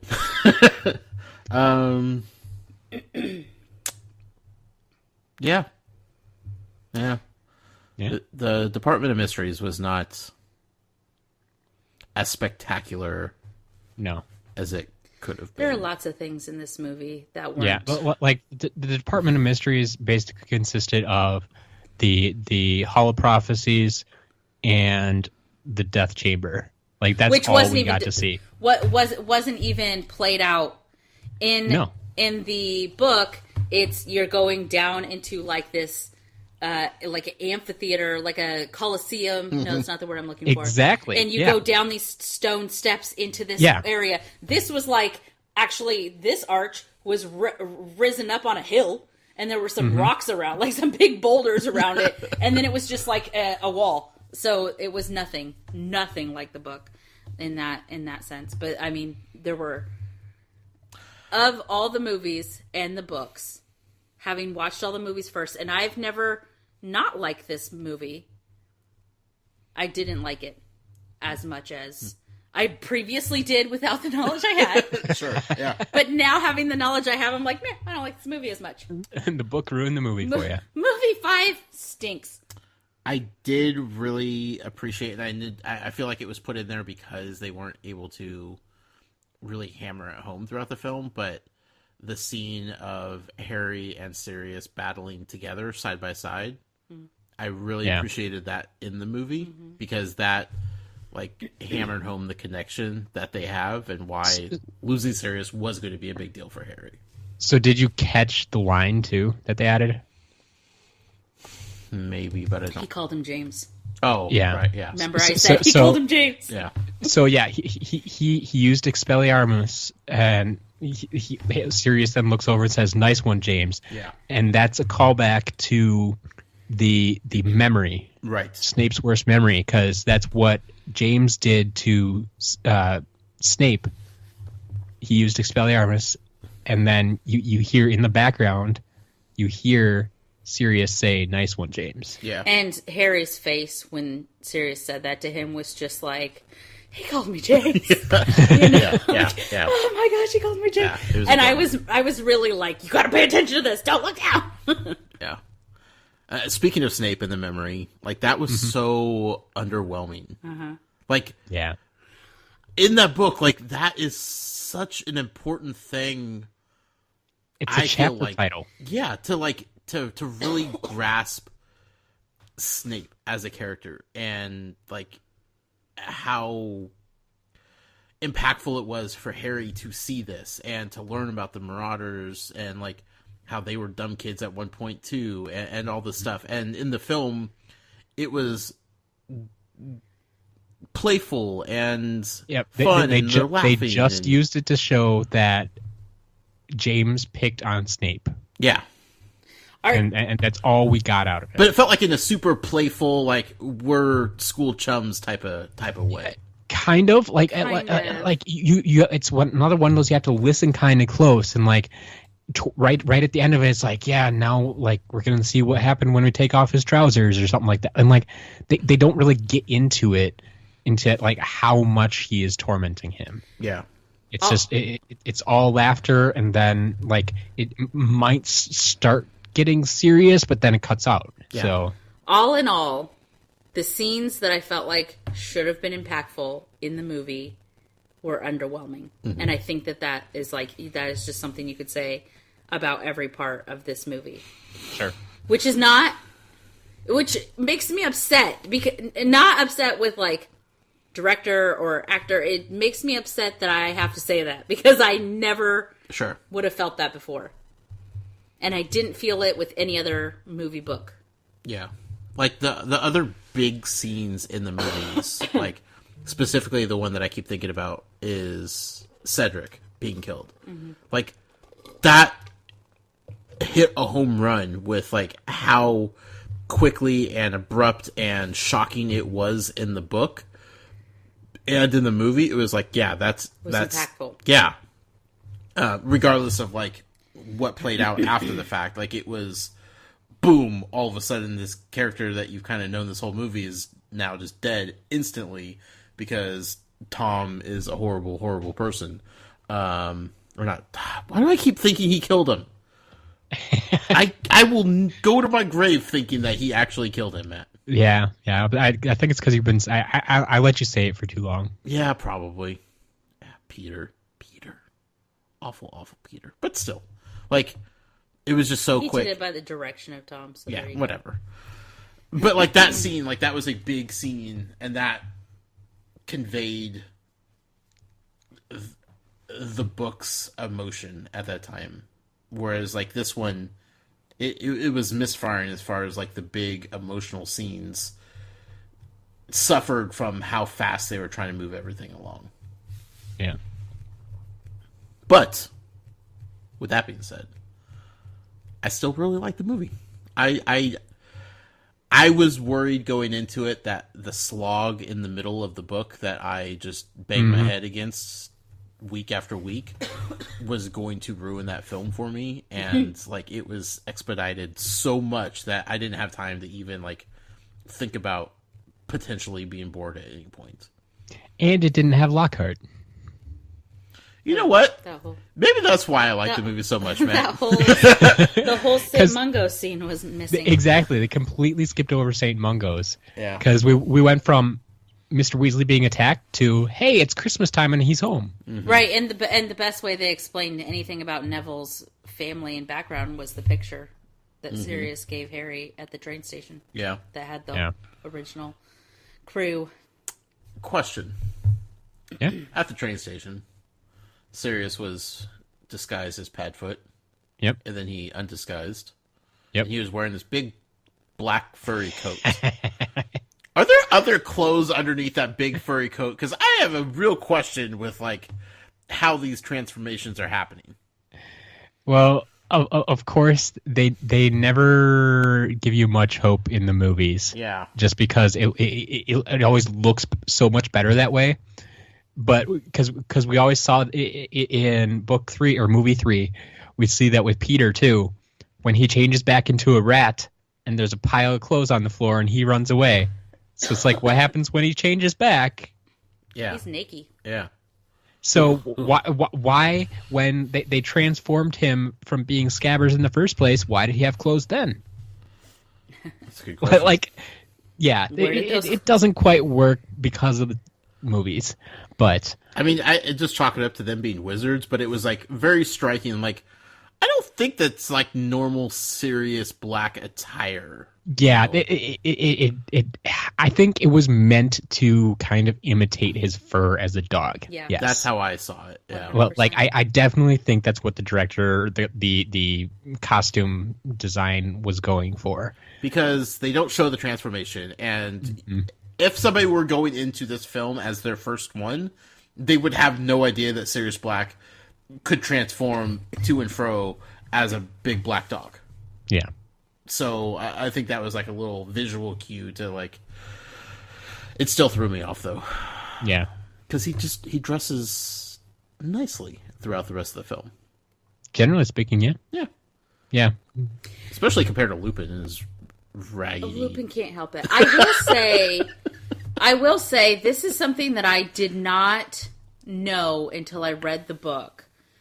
But when I watched the movies, the first 500 times, I was under the impression by movie 5 that Sirius was no longer at large. He was free.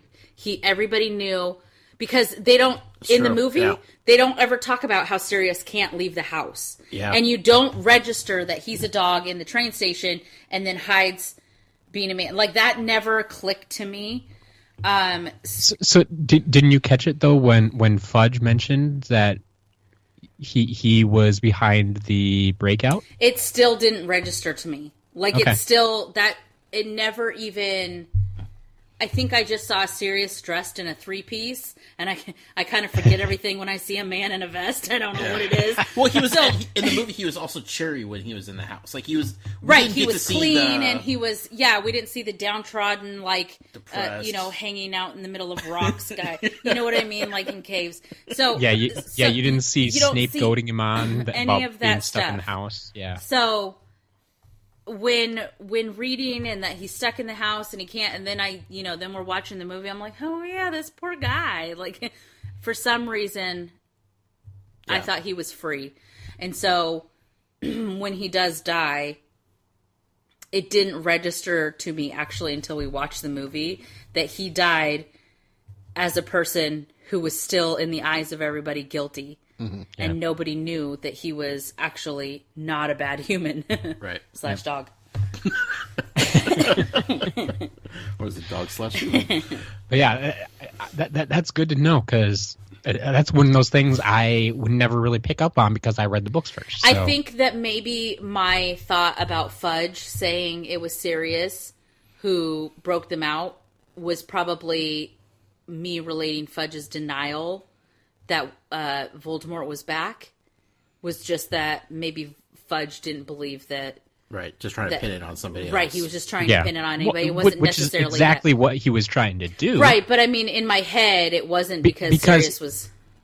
Well, once again, just like Voldemort's reappearance, his only proof that Sirius is innocent comes from either Harry or Dumbledore, which he's not going to believe right now. Yeah. Right. And the fourth film, all we had was a computer-generated head of Sirius in a fire. That was like our only sighting of Sirius in the entire film. Yeah. I did point that out in this movie to that movie, how in the fire, he's actually like the embers. Yeah. Well, I asked you, I was like, is that different? Because it looked different. No, no, I'm the one that said, because I said, I liked it better when he was the embers than the flames. Me and too. you said, that is different, isn't it? Yeah. And then we talked about it. Okay. It was so much better when he was the embers than he was to the flames. Thank you. I think so too, especially because like the way it is in the book is they're supposed to be physically transporting their head. Uh-huh. Because the first time we see that method used is I forget who it is now, talking to Arthur in the Weasley household. Yes. And Molly feeds him a piece of toast. Yeah. Who is that? Who is that? Oh my goodness. He shows up twice in the book, but once in that instance. Like it wasn't Mundungus, wasn't it? Ludo Bagman? No. That's going to bother me now. In any case, I count on you to look it up. Like my point being that you should be able to physically interact with them with that head, and that's why I like the Ember version better, because I like, well, it's still not fully what I'm picturing in my head. Like, I feel you could stuff a piece of toast in the embers and, okay, he could eat it. What we saw with this, like, projection on the flames, like, you can't interact with that. I wonder what the director's reasoning was for not... I'm like, did it cost too much to do that CGI with the embers? Like, what was the reasoning? I think he wanted, like, the one thing you do get with this new version is that you get, like, more definition.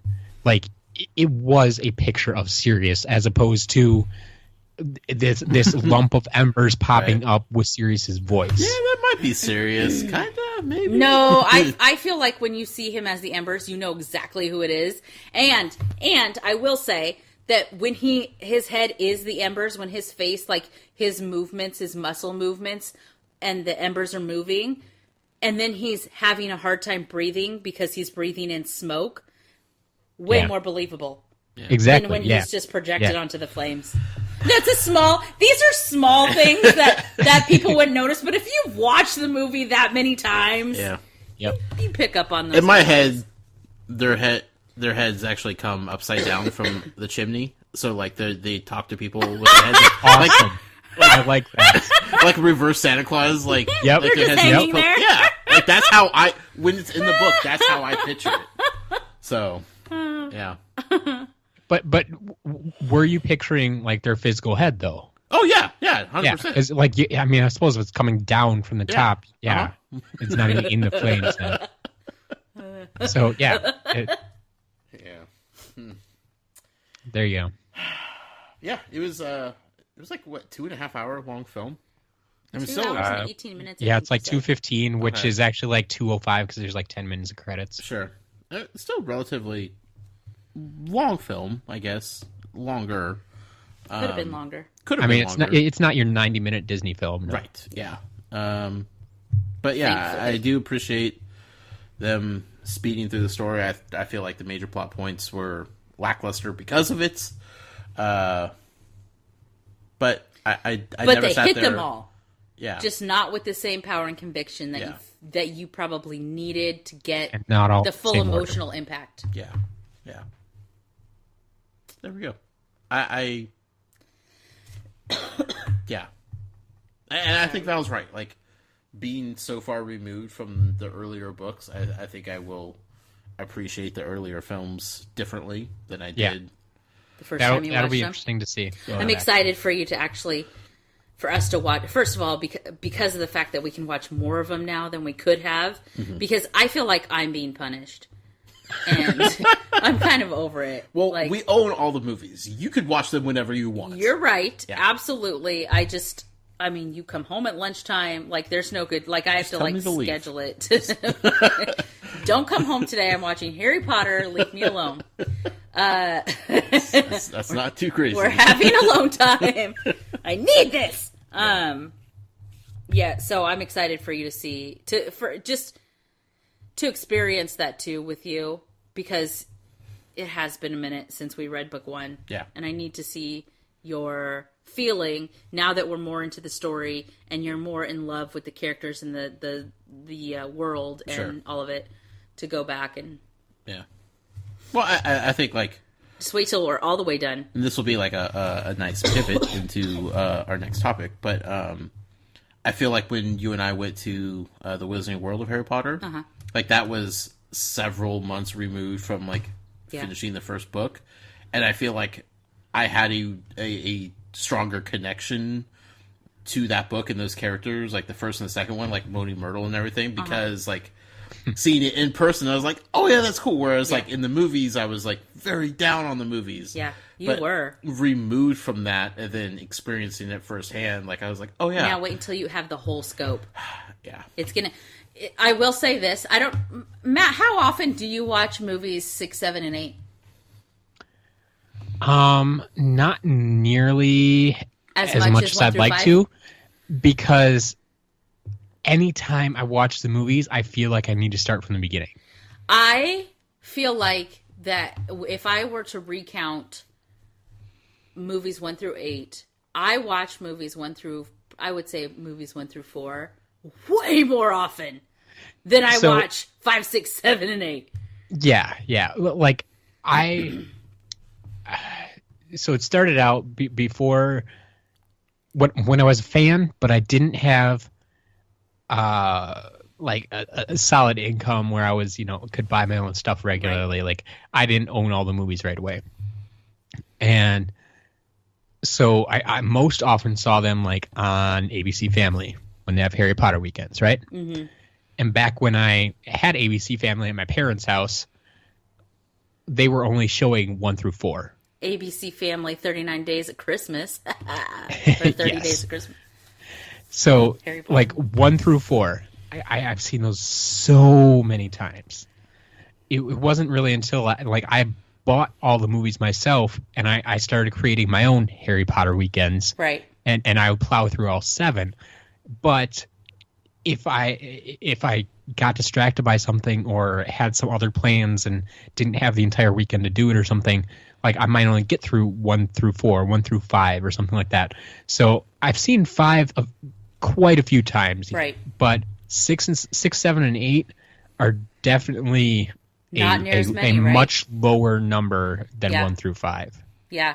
I actually have been telling myself that I need to watch 6, 7, and 8 before we read these books.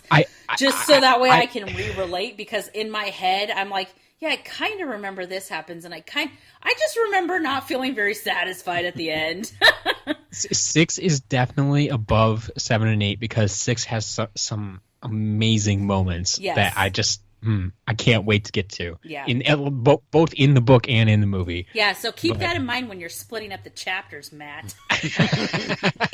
I cannot convey to the listening audience enough how difficult it is to read a book when you know what's going to happen and have to stop reading and have to cut Josh off mid-cry.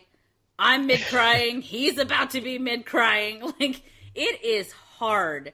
And I appreciate, thank you very much for letting us finish those last 3 chapters, because I really don't think I could have done. I think that there are some points in the book that you can't stop. You have to kind of go through it because in order to get the full effect.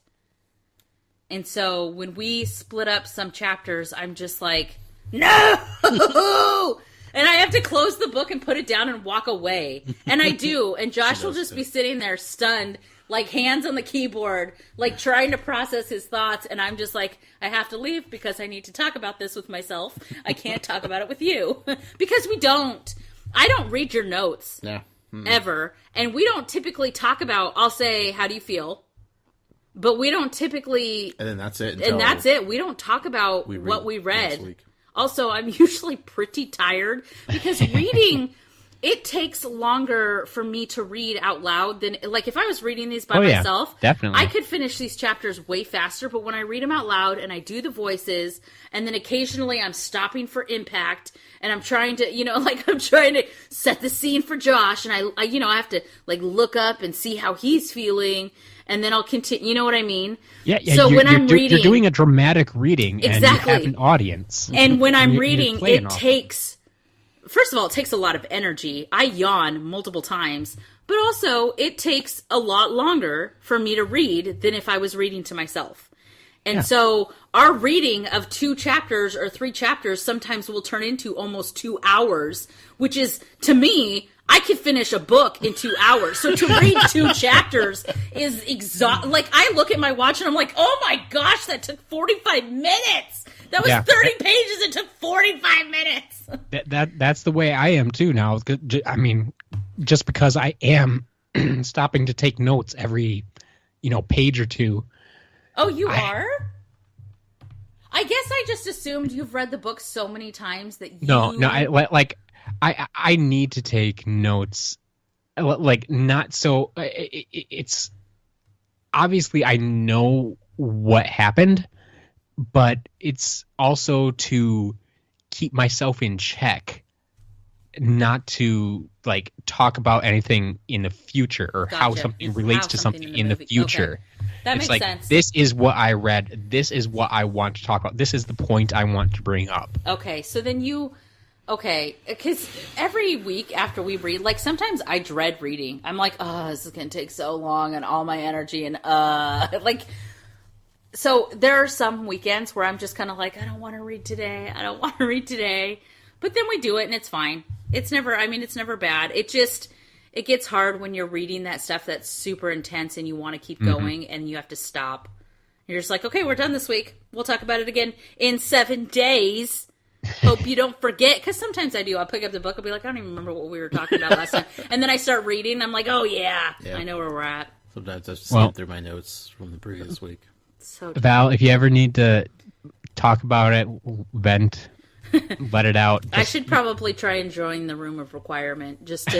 I was gonna say you could just text me, but hey, I have Slack on my phone. I haven't used it in forever, but like I should just jump in there and talk about it because I don't have anybody to talk about it to. Just give me the password. Give you the password? Yeah. No, absolutely not. It's not required. Yep. Before we get into our emails. Oh, I'm sorry. We still have that. Yeah, we still have the emails. I don't mean to be talking. No, it's okay. It's good discussion. The Muggle poll. Matt put out a Muggle poll today. Just kind of one of his general, basic questions that has nothing to do with the reading because there was none. Exactly. Thank goodness. Goes up every week on our Twitter account at Tales from GH. Matt puts it up about 4 p.m. Pacific time on the night we record. Matt, what was your question this week? I want to know more so, not even about movies or books necessarily, although some people did kind of manage to relate it in a way, but how many Harry Potter events have you attended? Now, in my mind, when I wrote this, I was thinking about like whether it be full-blown conventions or just like other gatherings and get-togethers that like I know there are some coming up in October here in Wisconsin. I've heard of a couple others across the country. There's the big one down at Universal, the HP Celebrate that comes up, but then people remind me too, like as they were responding to this, like that there are other things like just they were thinking like midnight release of a movie or midnight release of the book. Like that was a gathering of Harry Potter people. It was an event that they advertised. Didn't Portland just have like a Harry Potter pub crawl recently? Mm-hmm. Yeah, there's stuff always going. I see it. I just exactly. We can't so go. That's what I was curious about. It's like I can't. How many of our listeners go to these things? That, you know what? That is a really good question, because I honestly didn't know about them until we started reading, and now I can't. I'm restricted. No. Who am I going to go with? There's plenty of friends you could go with. Well, Colin. I have to go on dates with Colin and his wife. Yep. So what do the people out there say, Matt? So I gave them the choices of 0, 1 to 2, 3 to 5, or 6 or more. Okay. Most of the people, I'm not too surprised. 48% are on 0. Oh, okay. So, I guess you could say the majority has not gone to these events. Now, I would say I don't know that if is surprising for some reason.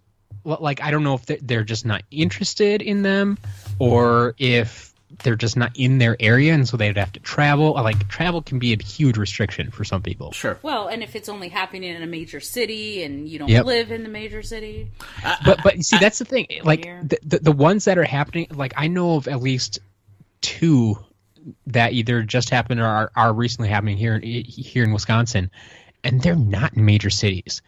I find more often than not, it's the smaller towns that put these together and like to kind of like transform their city or transform like the downtown area. That's cool. And they kind of take on these shops, and like the food places will serve some of the food, and like just these different stations around the downtown area. That would be awesome. Like a minor league baseball team having Harry Potter night in front of a crowd of 600. You could say that, yes. I wonder how many people fly around the United States or the world to go to different Harry Potter related events. Okay, now my interest is super peaked. Anybody want to write in Matt? I'm sure I'll get the message. I'm curious. Yeah. That's cool.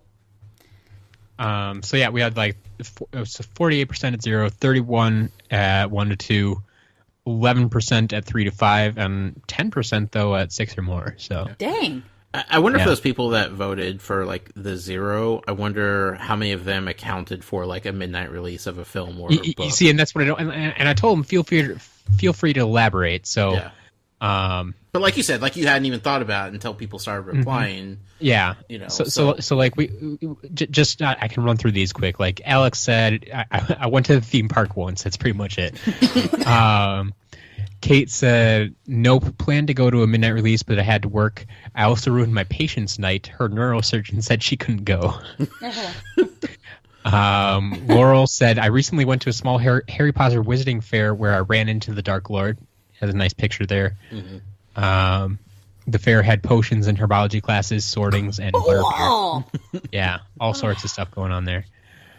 Brent said, I've been to one, and it was complete accident that I stumbled upon it, but I couldn't resist. I don't know how you stumble upon Harry Potter. With Brent, though, I could see that. What a fun thing to accidentally stumble into. Then you get folks like Jasmine here and says, I love Harry Potter. I'm just not an event person. Completely understand. Yeah. Marissa, our headmistress, says she's been to 2 Potter Fests in Kent, Ohio. I feel like I should have been to more, but I can't remember any. Emily says, I said 6, but they were all book and movie releases, no conventions or things like that, although I'd like to go. Christy says, I want to. I really want to. And Karen says some midnight book releases for 6 and 7. So, kind of all over the board there. Yeah. I didn't count that I had been to the amusement park. I said 0. I didn't either. Like my first instinct was 0 because how I was thinking about it. And then when I even did think about like book and movie releases, like I don't think I actually hit the midnight ones because my whole family was into it, and so like my parents would go, and then of course they would pay for the tickets, so I wasn't going to say no to that. But we would usually make it like a family thing and go. We would go opening weekend. Yeah, but it wasn't like midnight matinee showings or See, something. I didn't. I did none of that. I wasn't into the books. My little brother, because I was older when these started. I think actually, what was the first year that the first Harry Potter book came out? Book or movie? Book. Well, I think it had like a 98 release in the UK, but I think it might have been 99 US or something. Okay, like that. so I was in high school. I was Senior? a senior in high school, and my little brother got into the book later. By then, I was out of high school and I was in college, so I didn't know anything about it. The movie started coming to TV is when I got into them. So I never experienced midnight releases for that. I mean, that kind of for the Harry Potter stuff. Okay, I was a year off. It was 97 UK, 98 US. Okay. Anyway. Okay. Junior high school. Yeah. I was busy. I had stuff to do. I was very involved in myself. No, I'm just kidding. I was in high school. Of course, I was involved in myself. Yeah. So and since as being an adult, like my fandom has just been in the within myself and the kids, watching it with them because I felt like it was appropriate for them to be able to. But other than that, I haven't. We went to the amusement park, but besides that, I haven't participated. It would be super fun. Sure. And I actually texted you because yesterday my very best friend ever, she participated in her first half marathon, and I went to the finish line. And because it's around Halloween, people tend to dress up for races. I have never, especially when they're like themed races, but this one was just it wasn't really a theme. I mean, it was a themed race, and they have it every year, but it wasn't like Color Run or everybody dress up in tutus or Shamrock Run where everybody dresses great. You know what I mean? People were dressed up in costumes for this race. They were wearing Halloween-y costumes. And there was a group that ran by. They were dressed as Harry Potters, and they had like what are these? The ties on, and some of them had scarves on and glasses. First of all, I want to know how you're running a half marathon and all of that junk. Like, I have done 5Ks and 10Ks. But are you kidding me? 13 miles and all of that gear. But yeah, so I texted you. It was like, oh my gosh, that's so cool. So it would be super fun to wear all our gear. Well, you have all the gear, I have some gear, but like to show up to an event wearing, that'd be kind of cool. Yeah. I mean, I do want robes, but I don't know what for. Like, I can't, I've always wondered how people like go full dress with the robes and everything just at the theme park. Yeah. Like walking around the theme park for a day in Southern California or Florida. And I'm like, I wouldn't want to do that. I can't imagine running 13 miles. The roof mat gives the illusion that it's chilly in the theme park, and the temperature should drop. If it was Disneyland, the temperature would have dropped. You leave the Wizarding World, and all of a sudden you're like, "Wow, when did it's chilly up in so here? Hot out here?" and honestly, like, if I were just walking around the theme park all day, I'd be fine. But I wouldn't want to ride the rides wearing the robes, I guess. Sure. It'd be cool if that was a requirement of the theme park. If you get in for free, yes, sure. You had to wear the robes. You had to go through the sorting hat. You had to claim your house. That'd be kind of cool. Then everybody would look like a student walking around. That'd be cool. Okay. I just made up my own thing. Let's do some emails. Okay. Yeah. Right. Sorry. No, don't be sorry. We're having fun. All right. First email this week comes from Joe. Hey, Joe. Hi, Joe. Says, hey guys, I love the movie episodes. Looking forward to jumping into my thoughts on the movie, but first I want to share a few things regarding last week. To clarify, I watched the movies completely out of order and read the books only a little out of order. Half-Blood Prince was the last book I read of the series, and I liked it the best. Joe, how? What? Movie-wise, 3, 4, and 5 were the last movies I saw in the series. I basically missed the entire Sirius's entire existence. Are you so confused? He does say he's not proud of it. Sure. But I'm not making fun of him for doing that. I am. How would you put that together? Like, you'd have to stitch it together in your mind space. I don't know. I seriously have this thing. Like, if someone's introducing me to something, or if I find something for myself, like if I find part 5 of something, I instantly go back and say, all right, where's number 1? I do the same thing. I'll find a book for free in my Kindle, and I'll be like, oh, it says it's book 4 of the series. No, we're going, no, finding book 1 and starting from the beginning. Even if the stories aren't related. Yeah, Joe, how did you I do cannot that? do that. I think that's why Joe likes this podcast so much, because we're making him an honest man now with doing this in order, the proper way. Oh, that would be tough. Okay, sorry. Yeah. Anyway. Poor Joe. There's a theme in Neville's life that gets substantiated even more by something I picked up on last week while listening. When you guys were discussing the prophecy and Voldemort choosing Harry instead of Neville because Harry posed the bigger threat in Tom's mind, that's just another example of Neville being overlooked, something we've seen throughout the series so far. Yeah. Yep. Now on to my movie thoughts. First and foremost, I have a love-hate relationship with this movie in particular, mainly due to how well Imelda Staunton portrays Dolores Umbridge. I hate her character so much that part of me never wants to watch this movie. But she does a phenomenal job with all the nuances of Umbridge. I like how in every movie so far there's been something magical that Harry has just marveled over. In this one, when they arrive at Grimmauld Place and the building expands, the look on Harry's face is similar to that when he walked into the Weasley tent in the last movie and said, I love magic. Yeah. Also with the Thestrals, too. Like, he was blown away. Yeah. Yeah. That's true. It's true. Yeah. And Luna had to explain that it wasn't crazy. Mm-hmm. You're just as sane as I am. But, like, even in the scene when, like, she was, like teaching him about them. And like that's true. He was like, wow, these are amazing. And the little baby Thestral, oh my gosh. Oh, that was amazing. That made up for like anything I hated about Maybe that's why I like it so much. There's a baby Thestral in this film. Let's talk about that. You would like that. Although I do not like the logic in that scene. Like it's just glossed over, but like when he throws the apple and it won't eat it, but he throws the raw meat, or she throws the raw meat and it's just like ravaged. So like I think they're trying to once again teach us about the Thestrals and what they like to eat, but it seems like Luna knows about the Thestrals already. Like she's the one teaching Harry. Yep. So why on earth would she throw the apple first?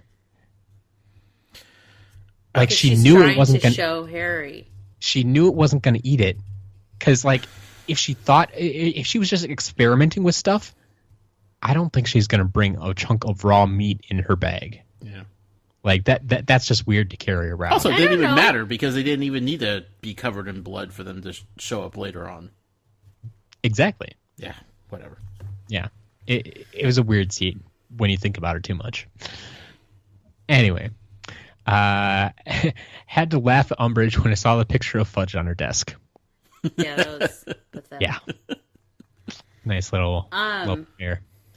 I do want to ask Joe, because of your dislike for Umbridge in this movie, would it be hard for you to see the actress in any other? Like, I would probably have a problem with that. I'd see her and go, I don't like her. I do that. I have a tendency to accidentally blame one character that they were evil or that I didn't like forever in their career. You're a terrible person. It's just you on the inside. Anyway, sorry. Stop apologizing. It's all good. After reading the books, I can finally understand why people had an issue with Michael Gambon's Dumbledore. Him yelling at students saying, don't you all have studying to do, is totally out of character and certainly not Dumbledore-esque. I like that they highlighted Luna more than I feel the book did. I love Luna, another character that was perfectly cast. I love the shot of all four Weasleys after Ginny turned that training dummy into dust in the DA meeting. To me, it solidifies Ginny getting on their level and foreshadows them being major players in what happens in the future. Grop is a hell of a lot bigger than I anticipated him being, and much less destructive. Luna chilling on that Thestral as she flies, like she flies them every weekend is pretty awesome. Yeah. Yeah, she knows what she's doing. Maybe she does.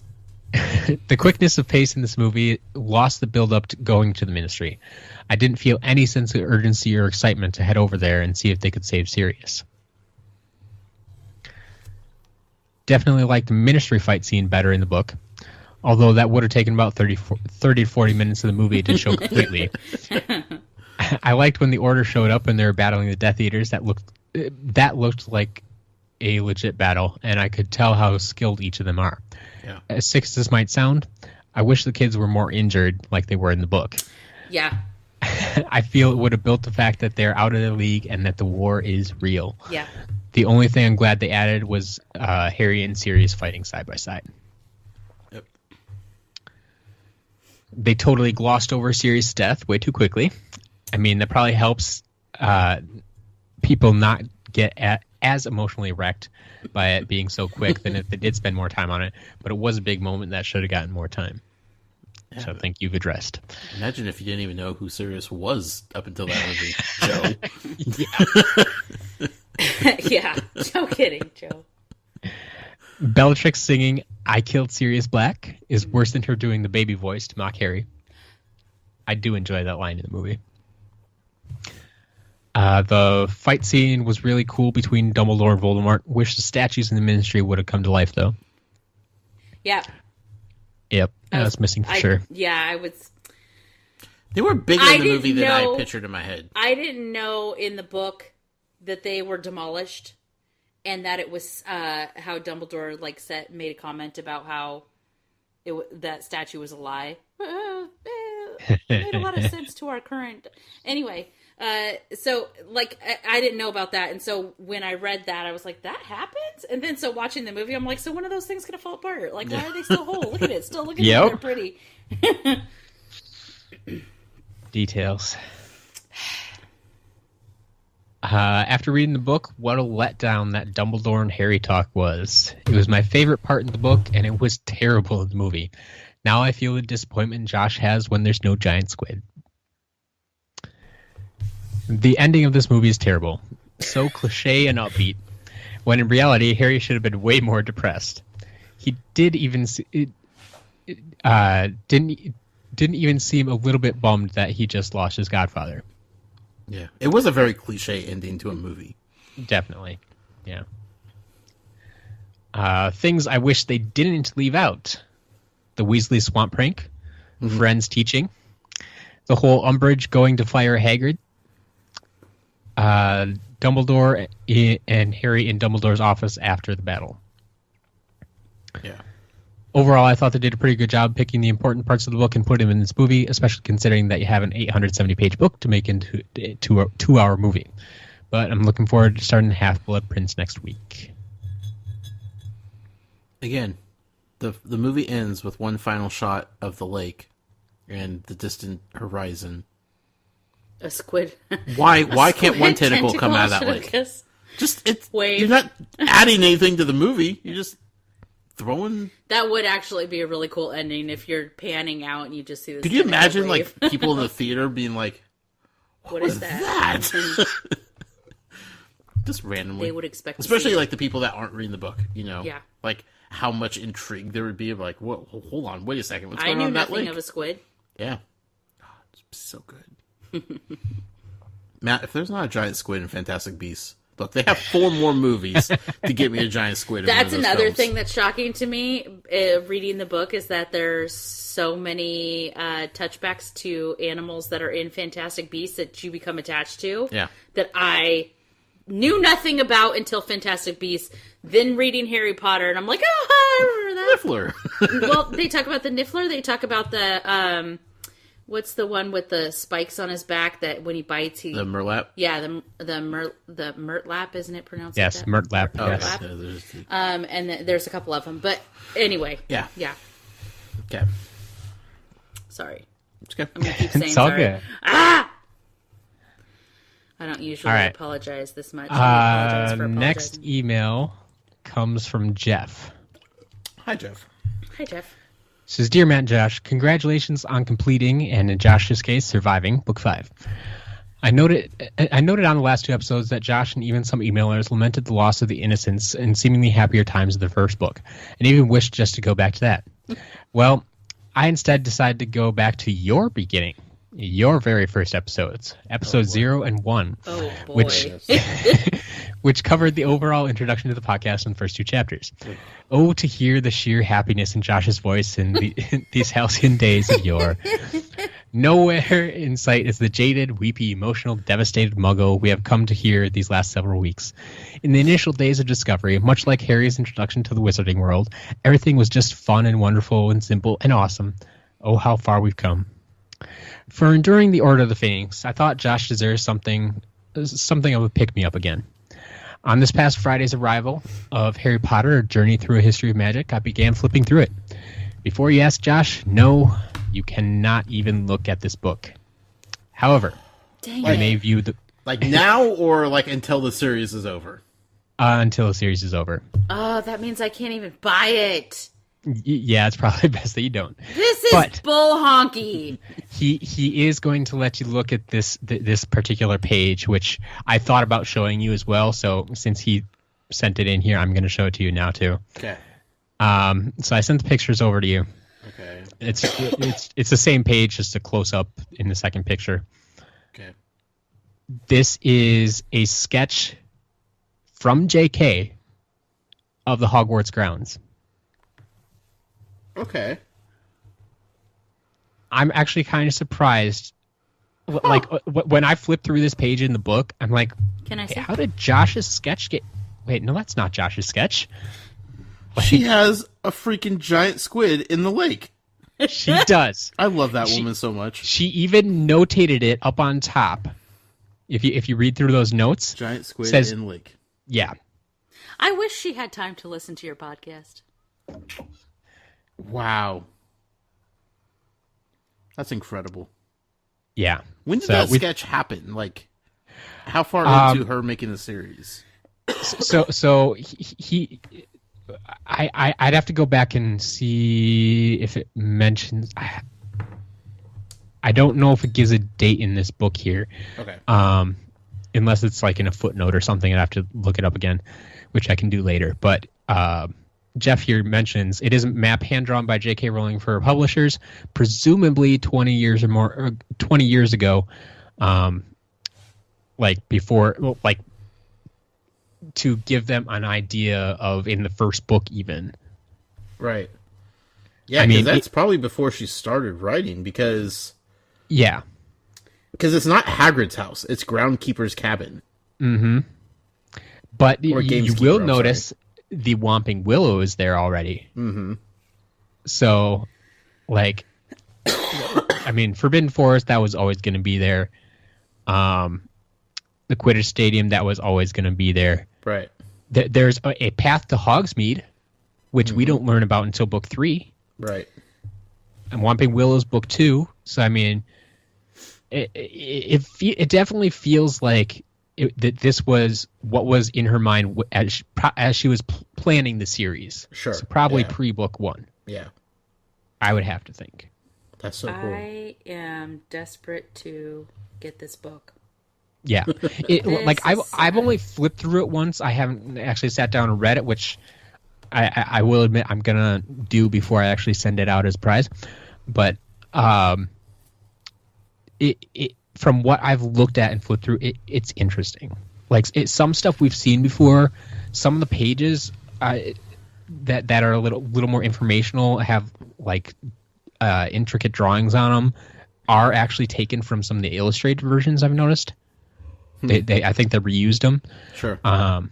But overall, I think there's some interesting information. And like I said, it's based on the exhibit in the British Library or Museum or whatever it is over there. That British Library. The one that just opened? Yeah. Okay. Yeah. That's why they release these books in conjunction with it. So that makes sense. It says British Library.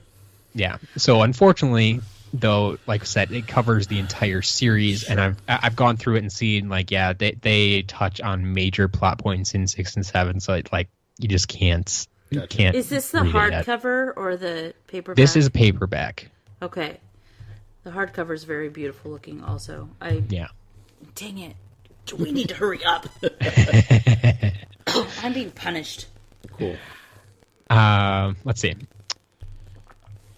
So, it seems that Joe had a soft spot for the giant squid, and has even since very early days of the series.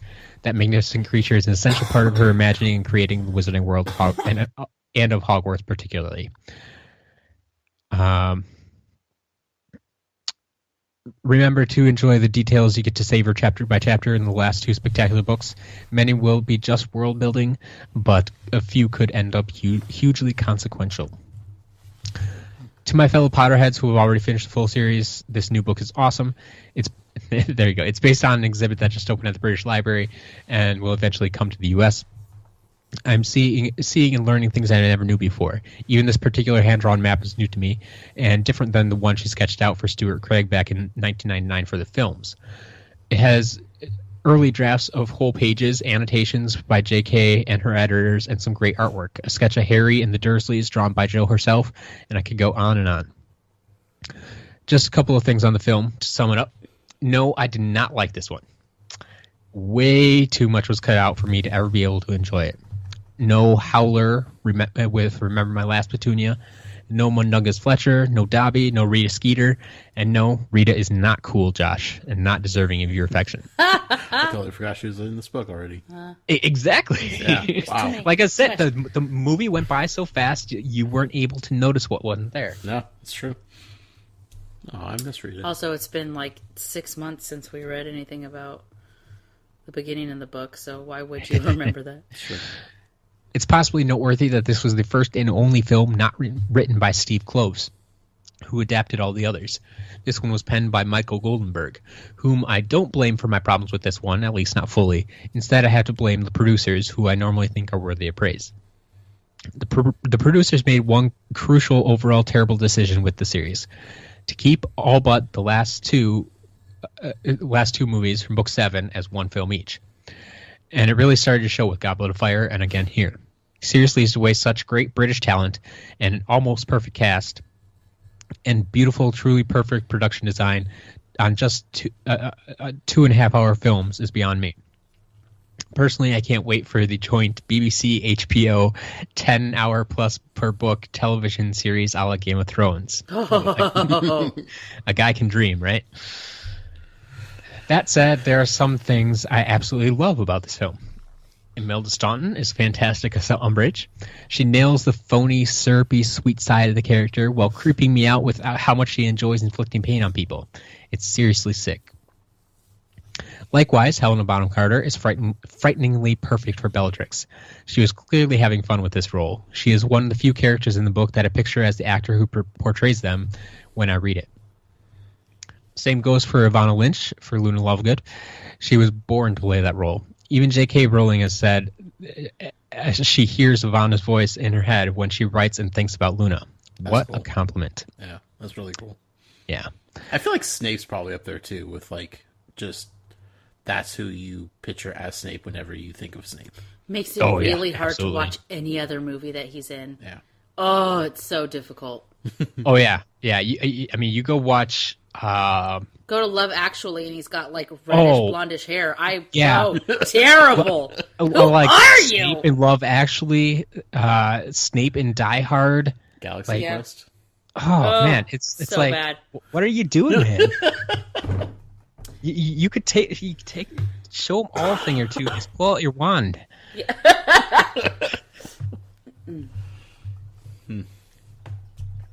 I also think the music in this film is among the series' bests.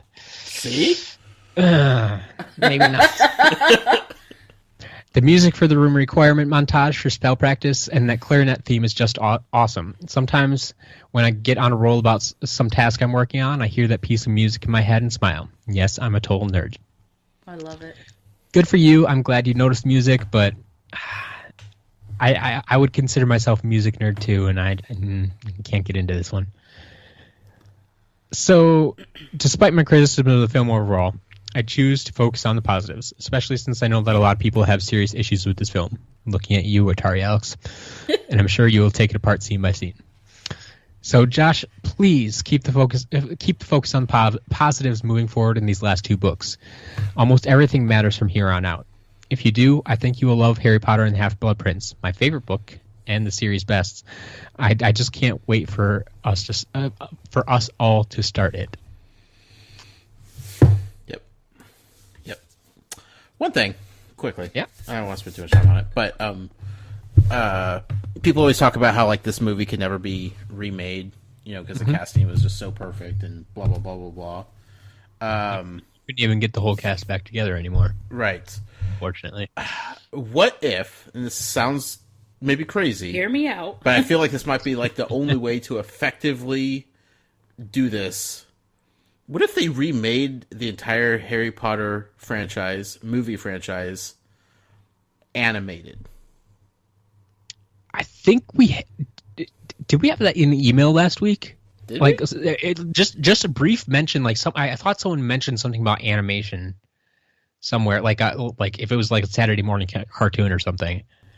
Maybe I'm just pulling it from my subconscious here. Oh no, I think they want a cartoon series based on like just to give us all the stories that weren't in the movie. I think that would make sense. It was something like that. Yeah. Yeah. But yeah, I mean, maybe do animated. You don't have to. I mean, you still have to get good voice actors, unless sure. you like splice in the lines and voice. No, not do that. I mean, okay. With the exception, unfortunately, of Snape. Yep. Like you could theoretically bring back all the major characters so their voices don't like sound completely off than what they were in the films. Yeah. But I feel like you could probably find somebody to do a really good Snape. I think you could. Like all those people are too busy.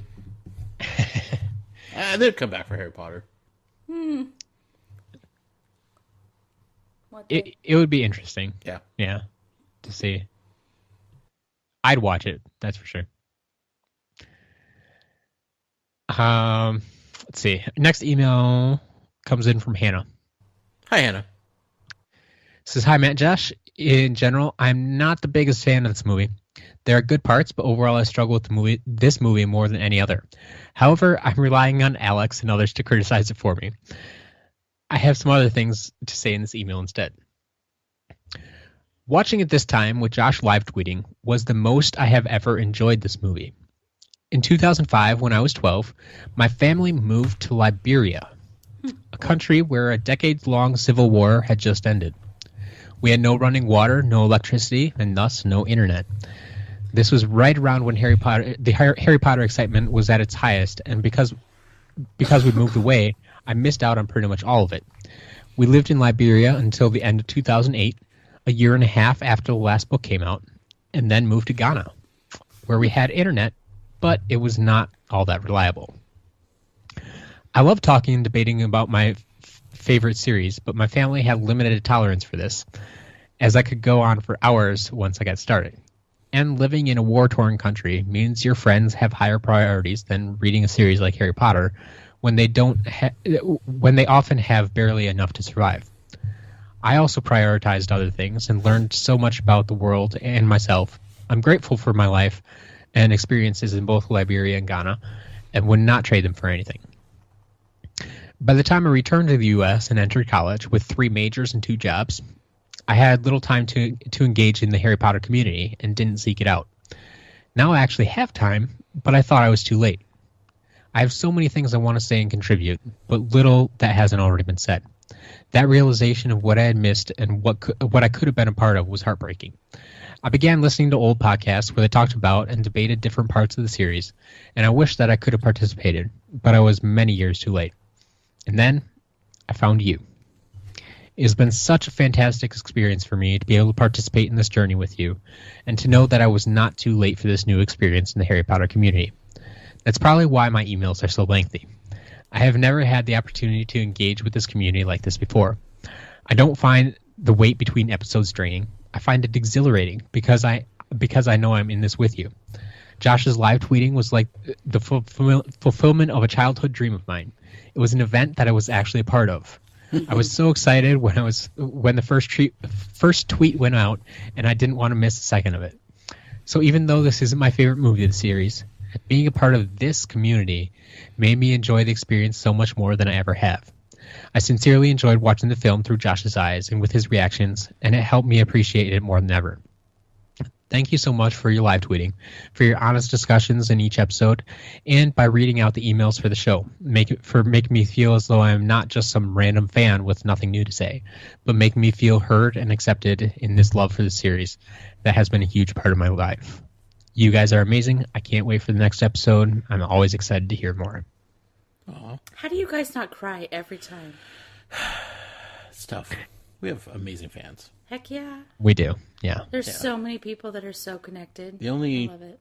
regular, ordinary fan with nothing new to say is Alex, but everybody else is phenomenal. I kind of skip over. No, I don't. I actually anticipate. I get excited about what Alex has to say. But I do play the podcast at 1.5 speed. And it actually, like, sometimes when you do that to podcasts, they sound distorted, but you guys sound like I go too fast. That I'm like, say it, speak. So I have to hear it at 1.5 speed. 2 is too much. 1.5 speed is perfect. I feel like and then it flies by. So it's, as most people know now, like I write up the show notes next day. Like I don't take any notes while we're recording the show. I focus on the show. Oh. So I listen to it the next day and do the show notes for it. And I listen at 2 times speed. And I think that's just about perfect. Like when I get to the email section and I'm reading them, I think it probably sounds a little bit fast. So I can see 1.5. That's probably about the right speed to listen to that at. But the rest of the show, 2 times is perfect. Yeah, I just the speed in which you guys respond to each other at 1.5 times just works for me better. Yeah. Otherwise, I feel like I'm having a conversation sometimes with my stepdad has to think about what he said. He's one of those people that thinks about what he says before he says it, and I've never been that person. So when I listen to you guys, I'm like, you're both thinking about what you're saying before, and I get it. It's good. I mean, most people are able to handle that, but I'm like, nah, I need to get through this. Plus, the podcast is like 3.5 hours long or something, and most of the podcasts I listen to, I'm not driving around all day. You come home sometimes at lunchtime, and I'm just sitting in the living room working and listening to podcasts. Yeah. So yeah, I mean the golden rule for podcasting is keep it under an hour. It's impossible. And so we've blown by that. So I don't even try anymore. But for me, I mean, when I'm trying to get these notes up in a timely manner and not waste my entire day doing it, like that's another big reason I listen to it at 2 times. Because a 4-hour episode, I mean, even at 2 times, you're still looking at 2 hours. So yeah, but it's regardless, good. It's not. Yeah, and I love the emails that people send in to you guys. I enjoyed live tweeting. It was fun, and I'm glad people enjoyed it as much as I should go back and see what you said. Yeah, I love that everybody keeps up bringing Alex. I love he's become like a third member of our podcast here, and he's never been on the show. Don't evoke that, Matt. His you say it 2 more head times, is not and we'll have to make through him. the door. He's a silver trio character or whatever you were calling it. That's what he is. He's just. Yeah, good stuff. Him and our 2 headmistresses. Yeah. That email was from Anna. You said? Hannah. Yeah. Hi, Hannah. I didn't get to say it when Josh said I was getting water. Hi, Hannah. Thanks for the email. Next email then comes in from Monika. Hi, Monika. Hi, Monika. Says, hi, Josh and Matt. I love the live tweeting during the movie. Since I was asleep while you were watching, I watched it later and scrolled through the tweets during that. Not exactly the same, but as following it live, but close enough. That's cool. Harry is picked up by members of the Order, but no Lupin? Would Harry really have gone with some complete strangers? Remember, the only one of the group he's ever met was Moody, and he has actually only met an imposter Moody. So would he have really trusted that? Also, they were flying so low in London. Wouldn't they have been seen by the Muggles? Yeah, that bothers me a little bit too. Like, I understand why they did it for the movie. It's a lot more exciting, blah, blah, blah. But the whole thing was Moody was being, super careful. He had to make Harry invisible with his little charm. And then they flew up way where they were freezing. Yeah. While they were flying to London. I did think that, too, when watching the movie, when they were going over the River Thames. I was thinking, that's really low. People are still walking. It's not that late at night. Look at all those lights on. and they flew, like, by those...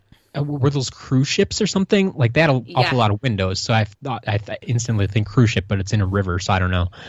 That's a big river. But, yeah, I mean, there's no way they weren't seen. And there's no way Moody would have allowed that. Anyway. Trelawney was right. Umbridge is in grave danger from the fandom. I have never heard of anyone who didn't hate this character. But on the other hand, I have also never heard of anyone defend Rita Skeeter before. So there's probably someone crazy like Umbridge besides Filch. Oh my goodness, Filch. In the movie. When he got so excited. Yeah, we were laughing. That was funny. Yeah. He was so happy. Yes. Neville just happens to find the room requirement, and Hermione just happens to know what it is. It was mentioned in Hogwarts history, but people... or if it was mentioned in Hogwarts history, more people would have known about it, so that doesn't seem likely. And no, Hermione isn't the only one who's read that book. In the second year, she couldn't find a copy of it in the library because they're all checked out. That doesn't mean people were reading them. That just means people had them. Yeah. They were scouring it for Chamber of Secrets, I think. They were skimming. Yeah, it's skimming. Fair enough. Once again, I really miss Dobby here, just like the previous movie. The family tree didn't look like anything like I imagined it. The names were much bigger, and there were faces on it. I always imagined the burn holes being more the size of cigarette burns, not the size of a cannonball. And why doesn't Harry get the mirror from Sirius? I think that one's simple enough. He didn't use it anyway, so yeah. Why include it in the movie? That'd just be confusing to everybody. Yeah, they didn't. The book needed to go the extra length to just reconfirm kind of everything that happened. Well, to make you mad. This whole time, Harry, you've had a way to contact Sirius, and you were trying to get through Umbridge's fireplace. Are you kidding me? Yeah.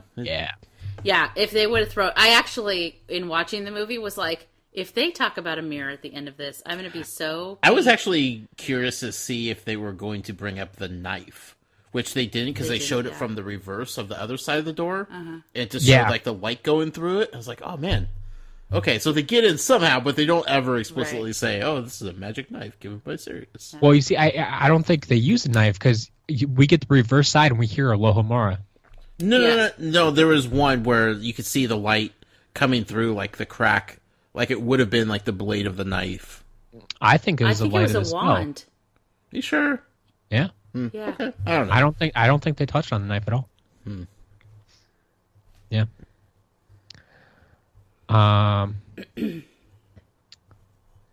Why is Filch taking down all the paintings? Because he's Filch. He's horrible. Wait, didn't that come up in the book? Nope. Are you sure? I feel like Umbridge ordered that the walls be bare. This book was way too long! There's so many things that I've forgotten. And now I'm going to have to go back and find that because I feel like she ordered them to be taken down.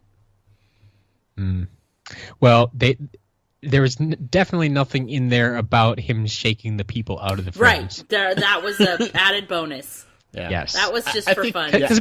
Like we know they can travel through pictures, so if they get shaken out of the frame, like where do they go? I wondered the same thing when you saw the stack of them against the stairs. I was like, they're all black.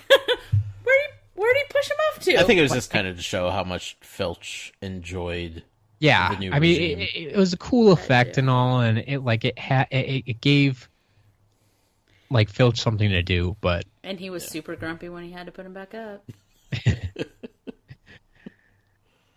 The hardest thing to watch in this movie, the death of Sirius Black. I found it weird in the book he dies because he falls through the veil, but here he dies because of the killing curse. That downplays the danger of the veil, I think, which we kind of talked about. Mm-hmm. Poor, awesome Luna. She is the best, and she is bullied by all the other kids in school. Taking her things and hiding them is not cool. But why doesn't Harry use Accio for her shoes when they see them there? They just let them hang. It's the end of the movie. Yeah. Not too worried. Luna's not too worried. At the end of the movie reminded me of this picture I saw online a while back, which I've included with this email. That's it for the Harry Potter and the Order of the Phoenix. I'm looking forward to Book 6 predictions and speculations from Josh. So yeah, there's a meme floating around. I've seen this one before. So this is the end of the movie, where they're all, walking around in their big gang. Yeah. And if that uploads, there we go. You can read it off for us. We've got one thing Tom doesn't have. Yeah? Noses. It's true. It's true. Yes, the one thing Voldemort does not have. Snake holes. All right. Next email comes in from Trisha. Hi, Trisha. Hi, Trisha. Says, hey guys, glad you made it through Order of the Phoenix. My favorite book in the series is Half-Blood Prince, so I'm looking forward to your upcoming episodes. Just a quick follow-up to last week's episode. The charm protecting Harry from Voldemort is not diminishing throughout the school year and then recharging over the summer. Well, Harry can continue... as long as Harry can continue to call the Dursleys home, with the knowledge that he is returning each year, the charm remains intact. The moment that Harry can no longer call the Dursleys home his home, that's when the charm will break. Mm. I like to think minor it is detail, but yeah, diminishing. But we've played too many video games. We're all about health meters and shields and that type of thing. Yeah, I'm broken. But yes, thank you for that clarification. Next email from Ashley. Hi, Ashley. Hi, Ashley. Hello, Josh and Matt. I'm sorry, Val. They didn't know you were coming. I'm not. My feelings are not hurt. Trust me. Awesome. I wanted to explain why this book and movie are my favorite in the series. It is because of how much we expand into getting to know other characters like Luna, Ginny, Neville, Fred, George, and all of the other members. I absolutely love the DA and felt like this was the best school year experience, even though Dumbridge was there. So even through all of that, this movie-book combo is my favorite because of those amazing character moments, like Luna with the lion head, Fred and George with their Weasley Wizard Wheezes merchandise, and amazing swamp and fireworks moments. I absolutely love Luna's portrayal in this movie. Even though I've always loved Hermione and she was my hero growing up, Luna is totally the best, and my new favorite because of how different she is. My biggest issue with this movie is when things happen out of order, especially spending time dissecting the book chapter by chapter. You notice the biggest changes. That's all for now. Thanks for the Thestral from last week. Ashley. Nice. All right. Next email. Luna's pretty good. Yes. Luna is very good. Yeah, I'm so excited for you to meet her. Like, I don't know why. She's great. Next comes from our headmistress, Mel B. Hi, Mel B. Hi, Mel B. All right. No, that's weird. Why did that not download properly? Uh-oh. All right. We're going to have to do this old-fashioned way. Ooh. Old school. What's that mean? I don't know. I mean, ooh. Pictures that won't download properly because they're in an improper format for some reason. So Gotcha. Mel B, we've told you 1,000 times, format your pictures correctly. Says, hey, Matt, Josh, always love sitting down to catch a Harry Potter movie. I have very weird feelings about the fifth movie. I understand that, like Goblet of Fire, it's a huge book, so it really needs to be cut down for the movies. And I think they overall did a good job.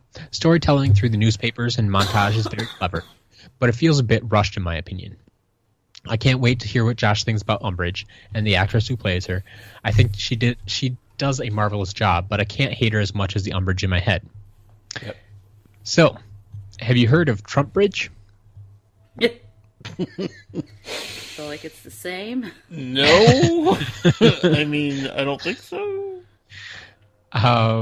So that's the picture she sent along. Okay. Which is interesting. Gonna be so good. I did say that it's what's the word I'm looking for? That's disturbing. Apropos. Oh. Yep. Oh. That's terrifying. Oh. Anyway, have I mentioned how I really love how Gary Oldman portrays Sirius? This makes his death so hard. I can't wait for us to get on Half-Blood Prince, though. I should start drawing that picture for Josh. Ooh. A picture? Yeah, before every book, she draws a picture of all the former Defense Against Dark Arts teachers. Right. Cool. With a mystery silhouette for the next one. Cool. As I... How have I missed this every time? I don't know. Because I listen at 1.5 times speed while I'm cleaning the house. Because it's time for Josh to predict who the next teacher is. Who Very do you true. think it'll be? We'll see. Okay. All right. Next email comes from our other headmistress, Marissa. Hi, Marissa. Man, I want that title. Pretty witchy.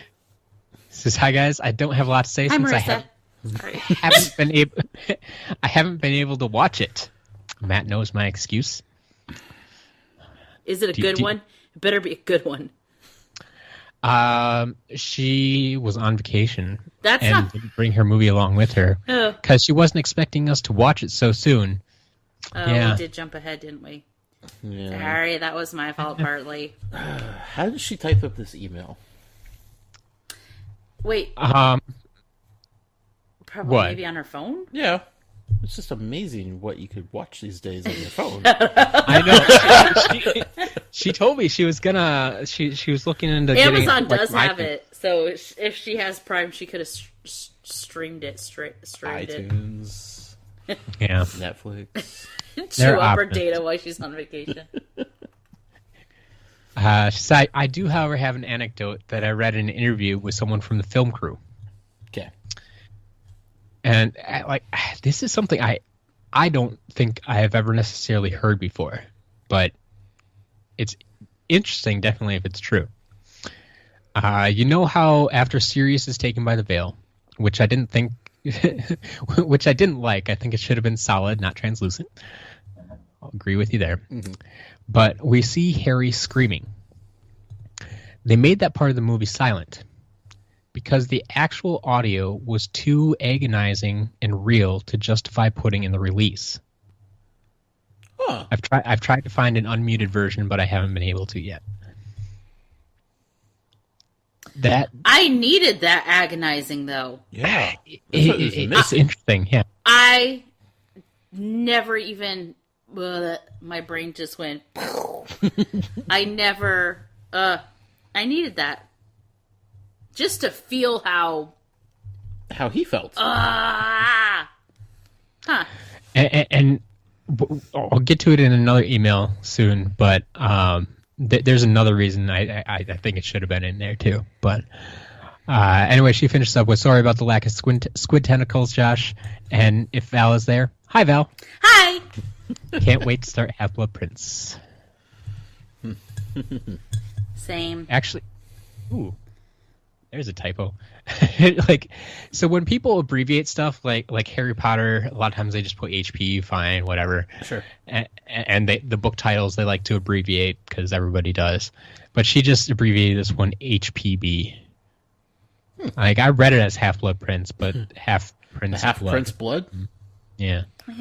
When you're typing, you're typing. I think it's probably because HP is so Sure. easy to type. Harry It's Potter. just ingrained in all of your brains. Anyway, next email from Carly. Hi, Carly. Hi, Carly.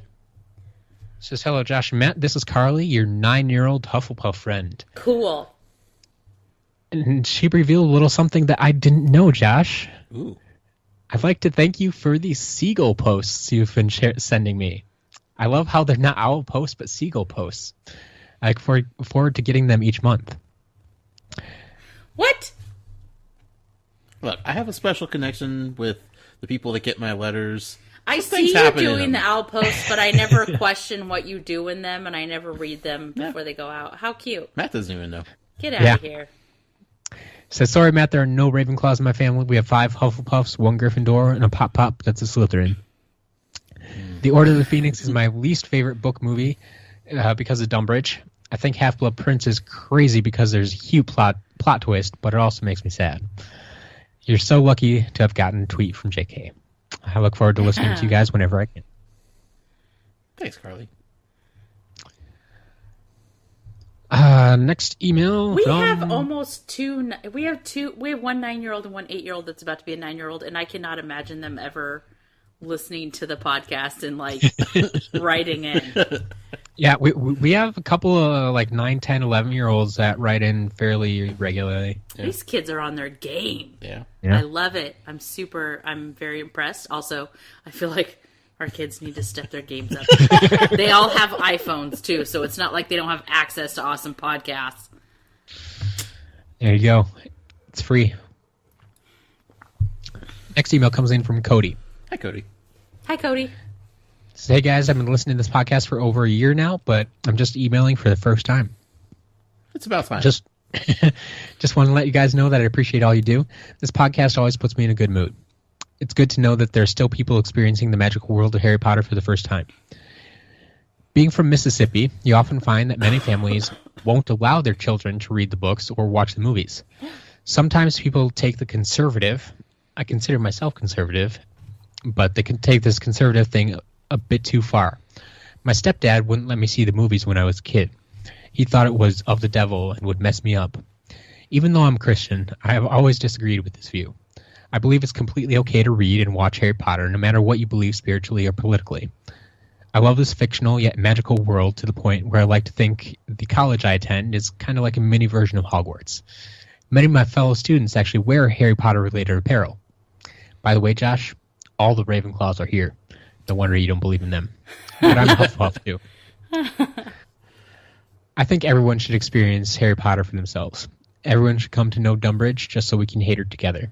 And on a sad note, we should all mourn Sirius together. I love this community. Thanks, Matt and Josh, for what you do. I love that. We should all rally behind fallen journalists like Rita Skeeter. No. Together as one. No. And on that note... No. That's the last time Cody will ever listen to this podcast. Next email comes in from Brent. Hi, Brent. Hi, Brent.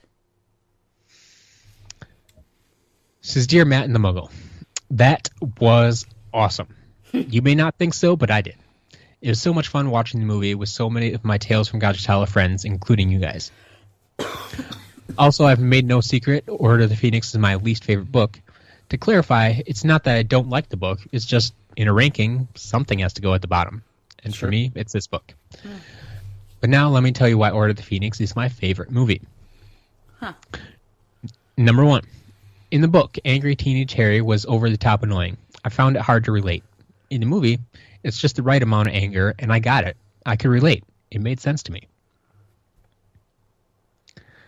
2. Daniel Radcliffe really comes into his own as an actor in this movie, and it really did this one well. Which I have to agree there. I've seen it in multiple interviews. Dan thinks this is the movie where he has grown the most. Like he thinks like he's seen improvement every movie up until now, but like he really liked his performance in this one. I just thought about this. Every other movie had a heavy influence of some professor as he's growing in age. And this movie, he was the professor. Yeah. The main professor. Yeah. You know what I mean? Snape was still a little bit relevant for occlumency, but you didn't really see... Umbridge was the other one. Yeah, but Umbridge was more of a... she wasn't necessarily a professor as much as she was just a... Because, she didn't teach him anything. So it's not like he was looking to her That's for why guidance. Harry became the professor. Right, but he wasn't looking to her for guidance or learning. Like you see a lot of heavy McGonagall, heavy Snape, heavy whoever Dark Arts is doing that week.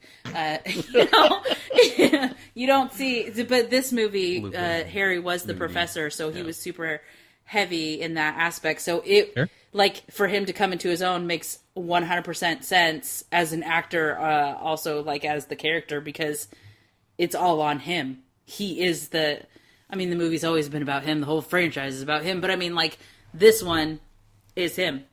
He's not being led, he's leading. Yeah. Well, that sounded better when you said it. I'm sick. It's almost like I do this on a regular basis. He thought about what he was going to say before he said it. That's what it was. Yeah. He didn't stumble through it like I do. Also, I'm sick. 3. The movie really didn't leave out that much. Sure, they combined a couple of storylines, like Cho and her friend, and of course Dobby was removed as he wasn't Goblet of Fire. 4. The movie is... Quidditch was 100% absent from this movie. I think maybe the whole first half of this book wasn't really in the movie. Was Bert watching the same movie? I feel like... Okay. Continue. All right. 4. The movie is tight. So much tighter than the book. Still lots of world building, but it moves. To be honest, I never really noticed just how fast the movie moves before this viewing. Maybe the live tweeting had something to do with it, though. Yeah. Number 5, 2 words. Wizard battle. Never before have we seen anything like that on screen, and it was great. I know, something really bad happens in that scene, so you probably don't want to do it again. But you'll eventually get to a spot where you'll see the bigger picture, and, well, sad, it will be full of purpose and meaning. And when that happens, you'll be able to come back to the scene and behold it for the sheer cinematic masterpiece that it is. 6. Dumbledore versus Voldemort. Mano a mano. One-on-one. Man-on-man. In a battle for the ages. Visual spectacles abound. Number 7.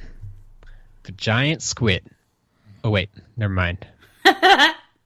Such a tease, bro. Such a tease.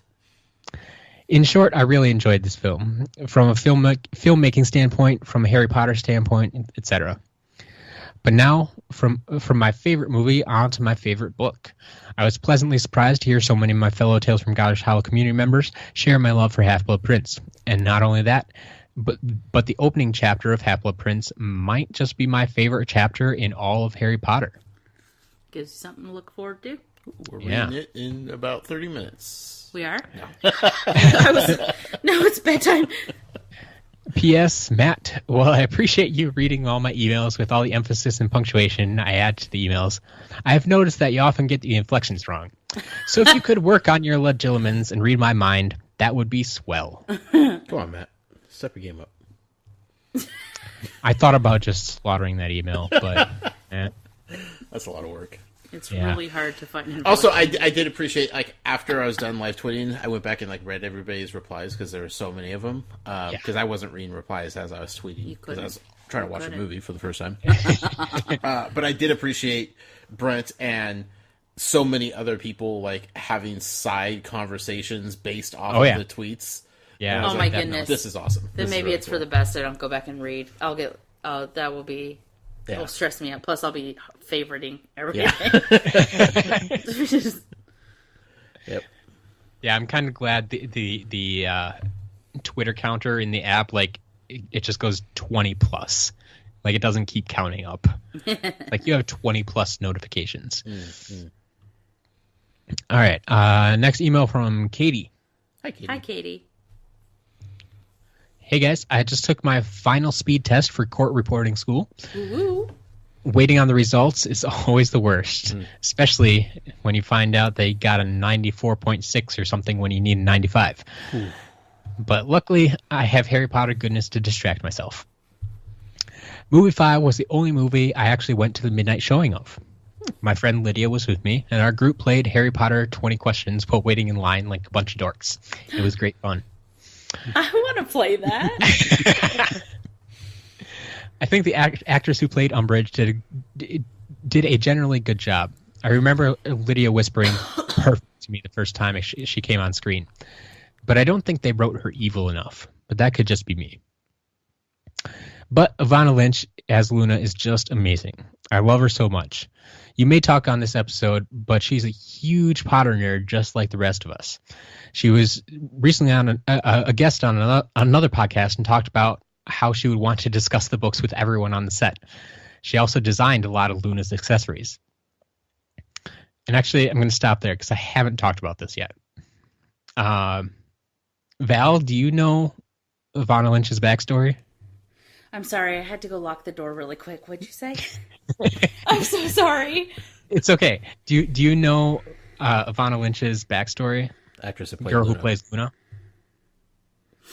Her backstory, her Hogwarts backstory, or like before she came to Hogwarts? The actress. Like how she got to play Luna? The Oh, actress, no. not the character. I don't. Okay. She won a prize or something? No. She actually she potentially could have had an easy path, but actually took the hard road. So I've read a bunch of different interviews and articles and stuff. I'll try to smush them all together for you. Okay. Basically, she was hospitalized because of anorexia when she was like 11. But like Katie said here, yeah, she was a huge Harry Potter nerd. She loved the books. She was reading them all the time. She was even one of those fans that went so far as to send JK fan mail. That's awesome. The really awesome part is JK started writing back. Oh. And they became pen pals. Oh. Before she was cast for the movie. Like, they were regularly writing back and forth with each other. How long into the... Do you know how long into the... Like... Never mind. I'll find some... I'll look Okay. at... I'm just curious to know, like, how long into...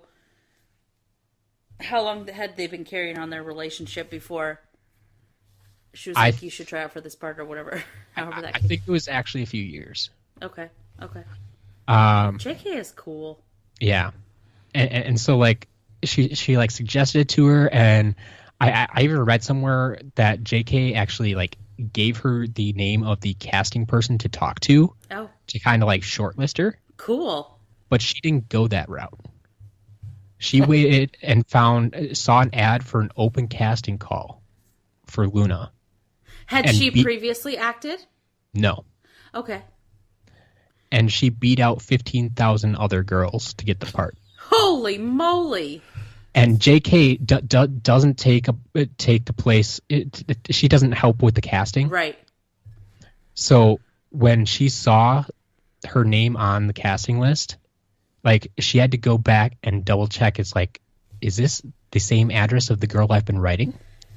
Huh. And so she was just as shocked to find out that it was. I just got the chills. Yeah, that's very cool. You know what? That makes me love her as a person who could have been handed something and instead proved that she was worthy of it. I love that. Yeah. What a great... Yeah. I got the chills. Woo! I did not know that story. Now I'm trying to remember. No, I only have one email left, so it couldn't have been an email. There's one. I don't know if it was a director or just a crew member or something that said something to the effect of, there were other girls that could have played Luna, but Ivana is Luna. Yeah. Like, there's no one more perfect for Has this. she done anything else? Since, yes. Huh. Because I couldn't give you anything offhand. But I could I never know see she's- her in a movie and place her and say, that looks like Luna Lovegood. No, no way. Yeah. You know, like Snape will always be Snape. You know, and Sirius can't always be Sirius because Gary Oldman is like, he's a shapeshifter. That man is a different level of actor.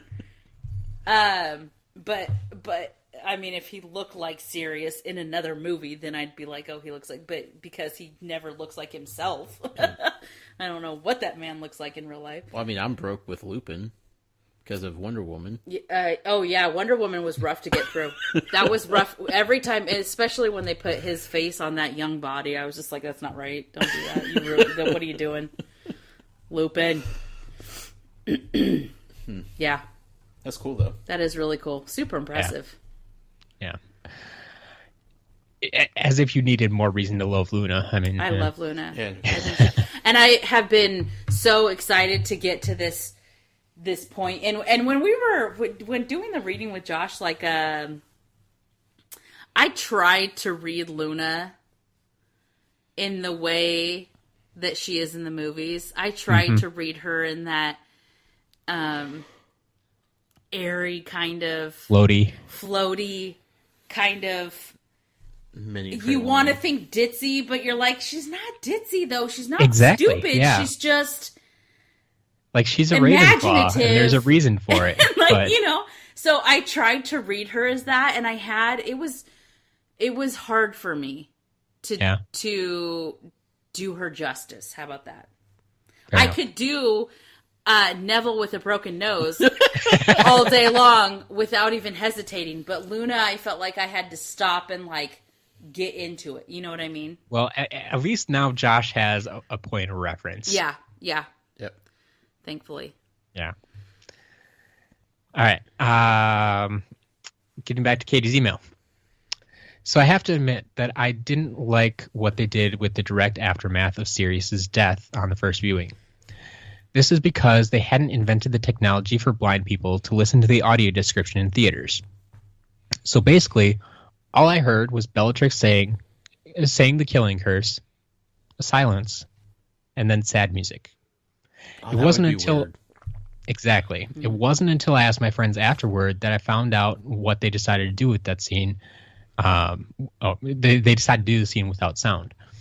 I understand the artistic choice, and it doesn't really bother me now that I know what's going on. But I'm able to enjoy movies but I'm able to enjoy movies in general way more with the description so widely available. Technology is great. Sure. Yeah. Well, now I'm going to go make a cake or something since I still need more distractions. Bye. Good luck with the test results.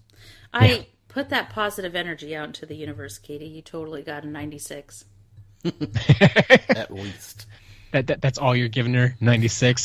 She said a 95, and then she said, I just don't ever put that negative thought into the universe. You put out the positive vibes only, girl. Trelawney and Ferenz would approve. All right.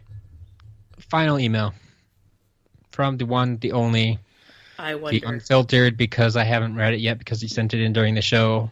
He does it on purpose. Buckle up, folks. Buckle up. This is going to be a ride. He does it on purpose. Dear Josh and Matt, well, here we are, the dreaded movie episode. It's been a challenge getting here, shall we say? But you have to expect some bumps along the way, I suppose. As I stated several months ago, the fourth movie is by far my least favorite in the franchise.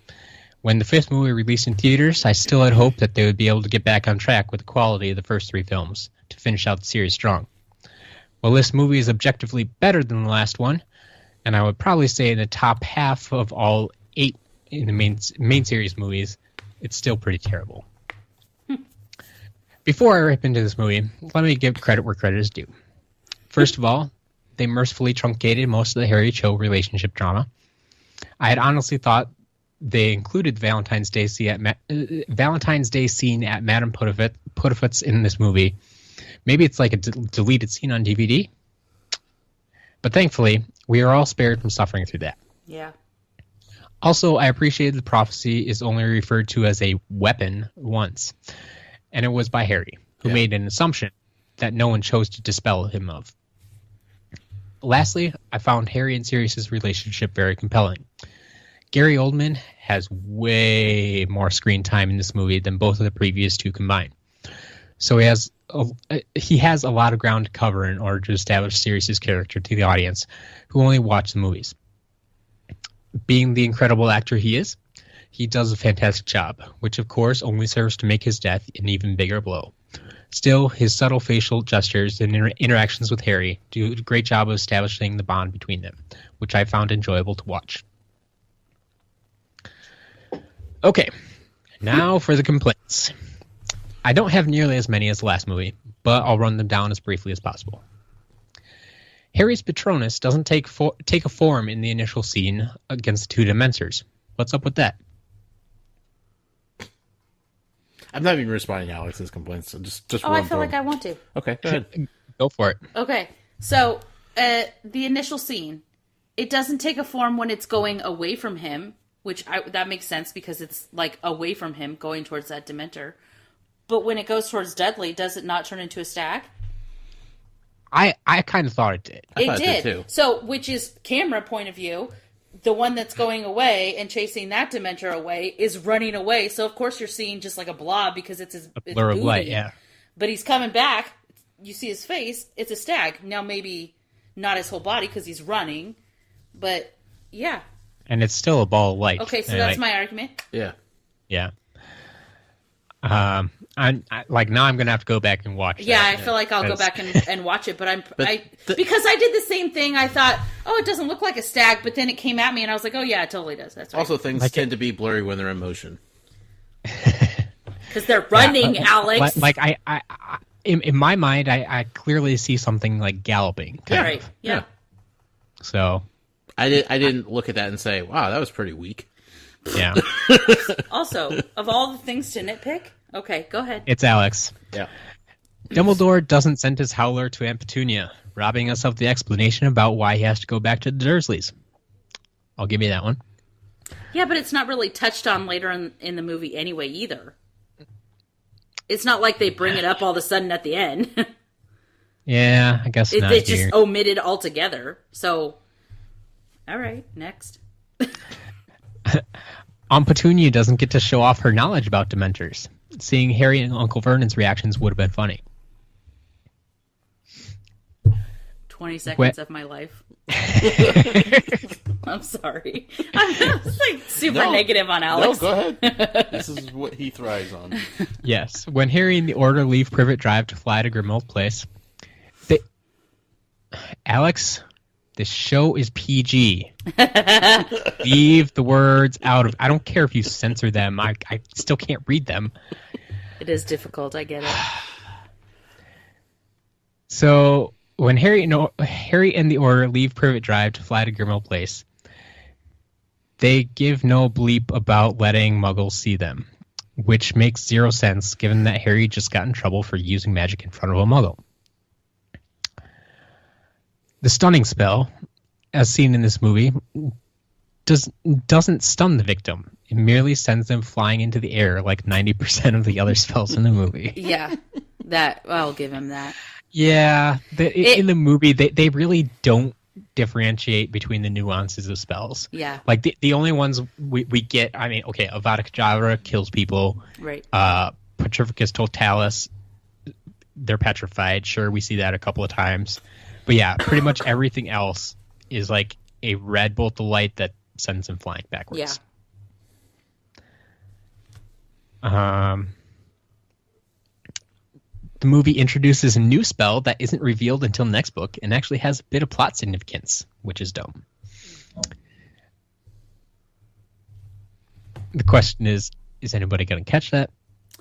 Most people, I feel like there's some spell that I pointed out or thought about. I feel like you did too, and you said, what is that always spell? Always wonder about the spells. Yeah, but there was one that stood out specifically. Are you going to tell us what it is, Matt? No, he's not. He's going to be a jerk and make me sit on it. We'll watch the movie again. What? Good luck. Watch it just for one spell. I don't have that kind of time. Nigel is still in this movie, while the Creevy brothers, which doesn't include Nigel, are nowhere to be seen. What? What did he just say about the Creevy brothers? They're not in the movie. One of them is. Which one? Not Colin, but his brother. Yeah. Dennis? No, it's definitely Colin. Maybe it was Colin. It's the little one that's in he's doing a spell and he says, good one, whatever. He's a Creevy. He was in the movie. There was 2 scenes specifically that I can see his little face.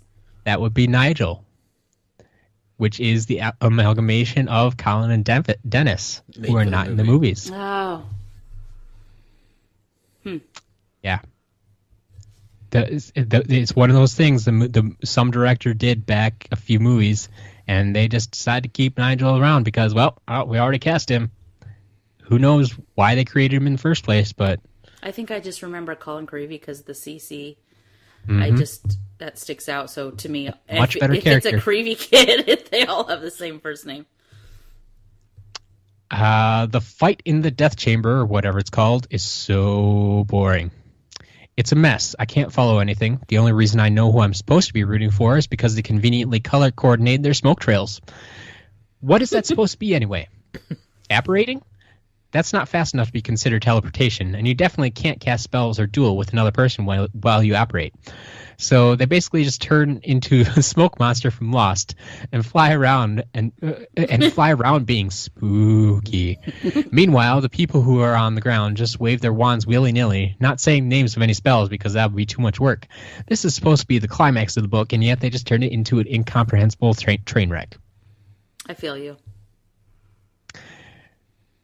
To answer the question, yes, I do think that it's supposed to be apparating. It's not anything like we see. Like, I mean, we've only ever seen apparition for longer distances, so you could argue that they're doing it in very rapid succession, I guess. Mm-hmm. But yeah, it is definitely not like we've seen before, and not like we see again, like when we get to Fantastic Beasts. Yeah, like it's I do have a little bit of problem with that too.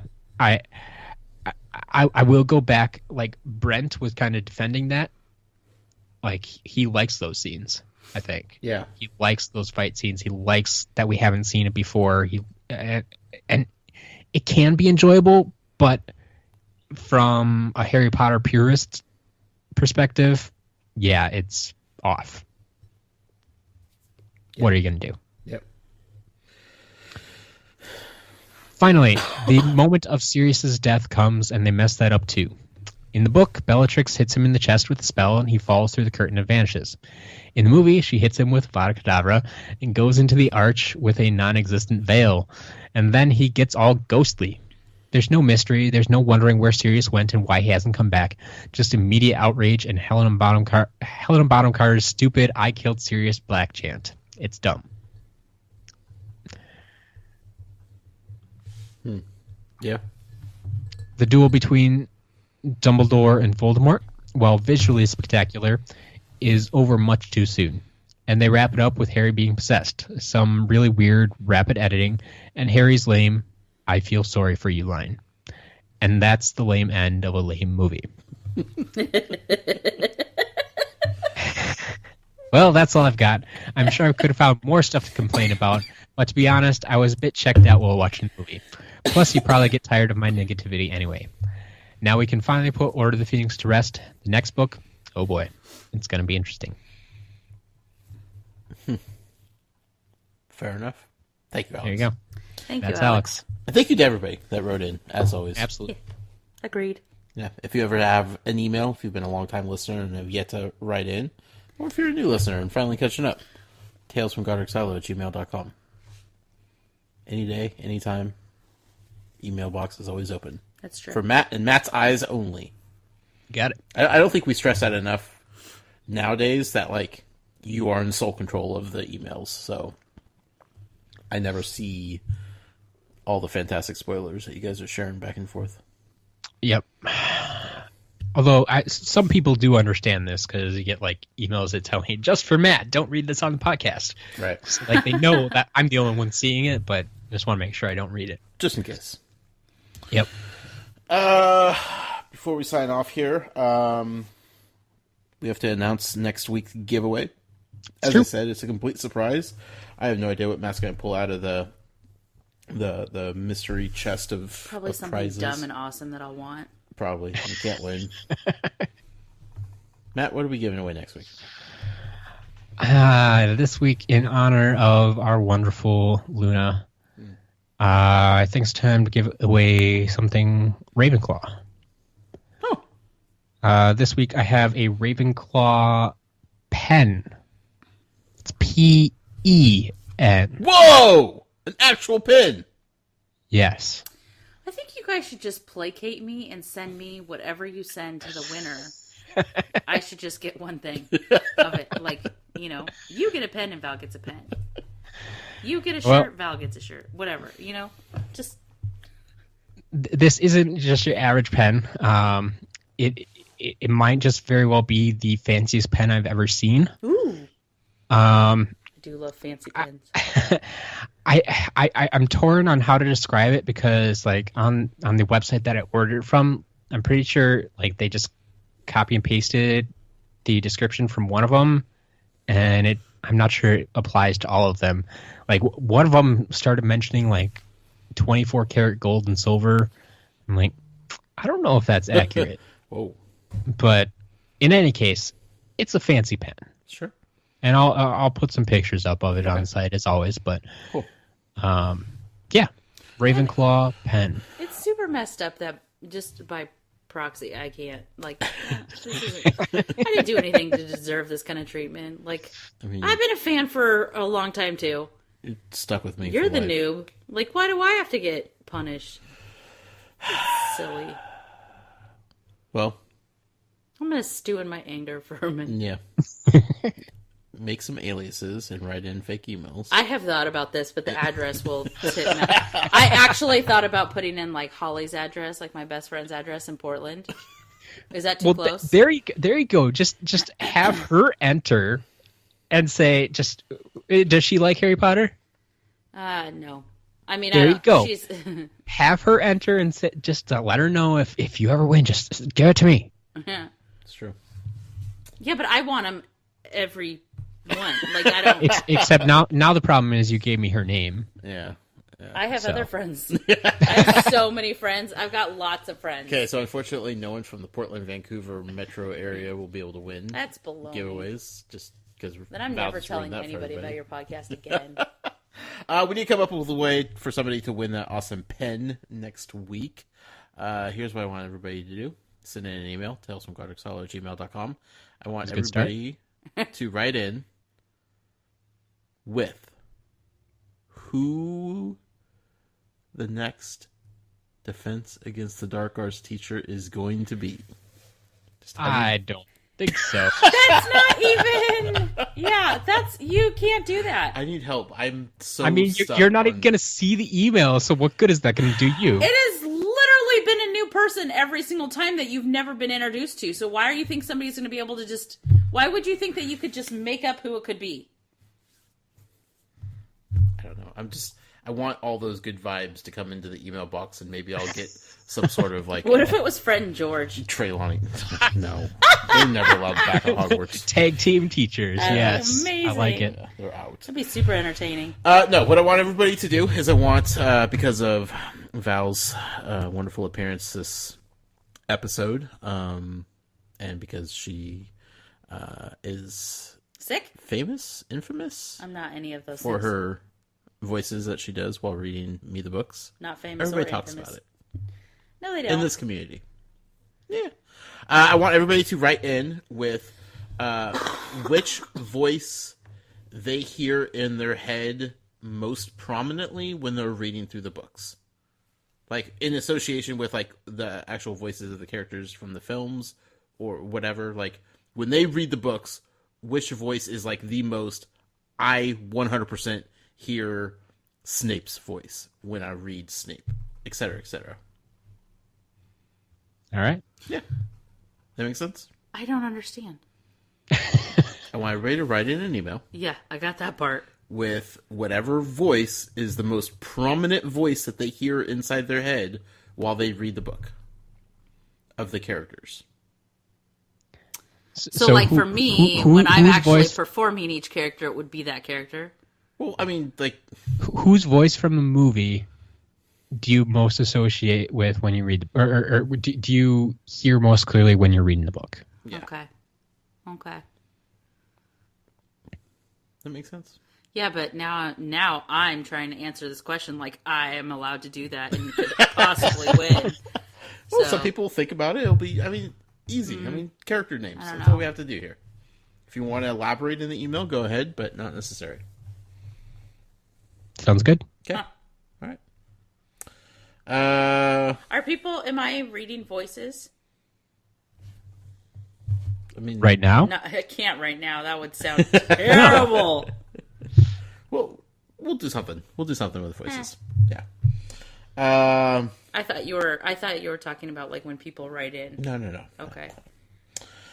Next week, we are officially starting Harry Potter and the Half-Blood Prince. Oh, it's going to be good. What chapters are we starting off with? Like, have you put up the schedule yet? I don't even know what we're looking at. Don't you check your own website? No. Not yet. Jiminy Christmas. The full schedule is up on our calendar. I'll have a link to it in the show notes. Well, if you're looking at the show notes, you're on the website, so just click on the calendar link. There we go. Put a link to the website that you're already Go on. that extra step, you guys. Do your own Yeah. Go to the show notes, click on the link to the calendar. Yeah. In any case, yes, next week we are starting out with a nice 3-chapter week. 1, 2, and 3. All right. That means something good's happening. Get this started. Hold on. I need think to see how long these are. Yeah, I think you'll understand when you get into the reading. If anybody's looked ahead at the reading, why I did it that way. Based partly on what I would have done and partly on how we've talked about stuff in the past. So, okay. I think that'll work out the best. Cool. Next week, chapters 1, 2, and 3 of Harry Potter and the Half-Blood Prince. It's not that You got bad. it. Exciting stuff. Val, thank you so much for joining us on this very Thanks special for having me. movie episode. Yeah, I'd do this all the time if you asked. If the people wanted to reach out to you and say hello on the internet, could they find you somewhere? Yeah, I mean, on Twitter. At Valerie Stripling. Thank you. She's tired. It's not, you guys, it's not rated G, so please past tell her the 9 bedtime. and 10-year-olds to stay off of that. There you go. Fair warning. There you go. Oh, goodness. You can find me personally on Twitter at The Noise with a Y. Be sure to follow the show on Twitter at Tales from GH. Ooh, I should tweet from there sometimes. I should do a Twitter takeover. Ooh. We can arrange that. That'd be so fun. You can follow us on Instagram, Tales from Godric's Hollow. I could do a Twitter takeover listening to your guys' podcast, so instead of yelling at the podcast You'd when I'm yell listening into to the it, I Twitterverse? could yell at the Twitterverse about the podcast. We could do that. We can schedule that. I have good ideas sometimes. Be sure to check out the website, talesfromgodricshollow.com. You should probably check out that website too. Yeah, Sounds like I didn't know if Matt put it up yet. I usually check it out when the episode's launched. So I'm pretty sure I told you I texted you as I was putting it you up. said you were working on it. I was working on updating the website. Yes. he was hitting I refresh. thought you were just sitting there That's with what a pen and he was working on paper, doing. just like sketching it out. Like a Why would I madman. put it on? That's an extra step. That's, See? Because you're maniacal sometimes, Matt. Anyway, you can check out the Facebook page, facebook.com/ Where's on Facebook? Tales from Godric's Hollow. She never makes it to this part do of you the podcast. do you listen to the podcast, pal? No, she doesn't I get to do, this but end. when it gets to this part, I'm like, and done. Oh, Alex's I have- email? Done. I have so many podcasts I listen to, and your guys. But you is, have like, time to listen the to them longest. all day. She Remember? can't- No, She I doesn't care don't. about the contest This is because she what can't happens. win. This is just my day in a nutshell. I wake up in the morning. I take one kid to school because the other two have already left. I get a coffee. I drive home. That whole time I'm listening to a podcast. I listen to podcasts up until Josh comes home for lunch. And then because he's walking in the door, he doesn't want to hear what I'm listening to. So I hit pause and then I don't listen to podcasts for the rest of the day. It is weird walking into your house and hearing your own voice. That's a weird thing that I don't think many people fully understand. Yep. Yeah. How else am I supposed to consume that? Anyway, Gotta get it in. and if you'd like to support us, like so many of you amazing people do, including our two headmistresses, you could do so over at Patreon, patreon.com/Tales from Godric's Hollow. Yes, Val. If I Patreon Yeah. Tales from Godric's Hollow, Uh-huh. then that should increase my chances on getting some cool swag. Like You know what? You know what? For Christmas, Uh-huh. I would like all the things that you've sent to everybody else in one package. That's a big package. That would be a big package. I would like it, though. Okay. I have a coin. Okay. Ask Santa Claus. I will. He's magical. And I want it to be wrapped in Harry Potter paper, please. Okay. Matt, where can the people find you at? Hey, you can always find me personally on Twitter at As a Matter of Matt. Otherwise, whether it be for the giveaway, emails, if you want to talk to Val, I don't know. Typically, don't people, because Talk Matt will about send Val. me a message and say such and such, whatever, this happened. Yeah. I hear about the secondhand things because I am not in the room of requirement. I don't get free swag. I can't enter any drawings. So I typically listen to the podcast. I know when you record. I read to you. And other than that, I have no input whatsoever. If you feel bad for Val, You should. you can let me know. talesfromgodgetalo@gmail.com. Tell Matt. Fantastic. You will definitely be getting a Muggle Theories episode before we record next week, so be on the lookout for that. When's the next Butterbeer? The next Butterbeer Banter is in the works right now. It's a very special episode. Matt is accumulating some things to make it happen. Are you guys going to finish your spell books anytime soon? We might get there now that we're a few books further in the story. I've So been wondering what's going on with that. Yeah. Just curious. we did it after the first 3 books. Yeah. Yep. So it's about time. Okay. We Yeah, we learned can some probably new spells. get another one in soon. Yeah. Just curious. So we'll get Sorry there. if I ruined. We got things in the works Sorry. here. So I'm ruining. I'm pulling back the curtain. Too far. No, it's okay. We're completely translucent here, just like the veil in the movie. Don't fall through. Thank you all for listening. Next week, one final reminder: Harry Potter and the Half-Blood Prince, chapters 1 through 3. Till next time, Muggle out. Bye. Mischief managed.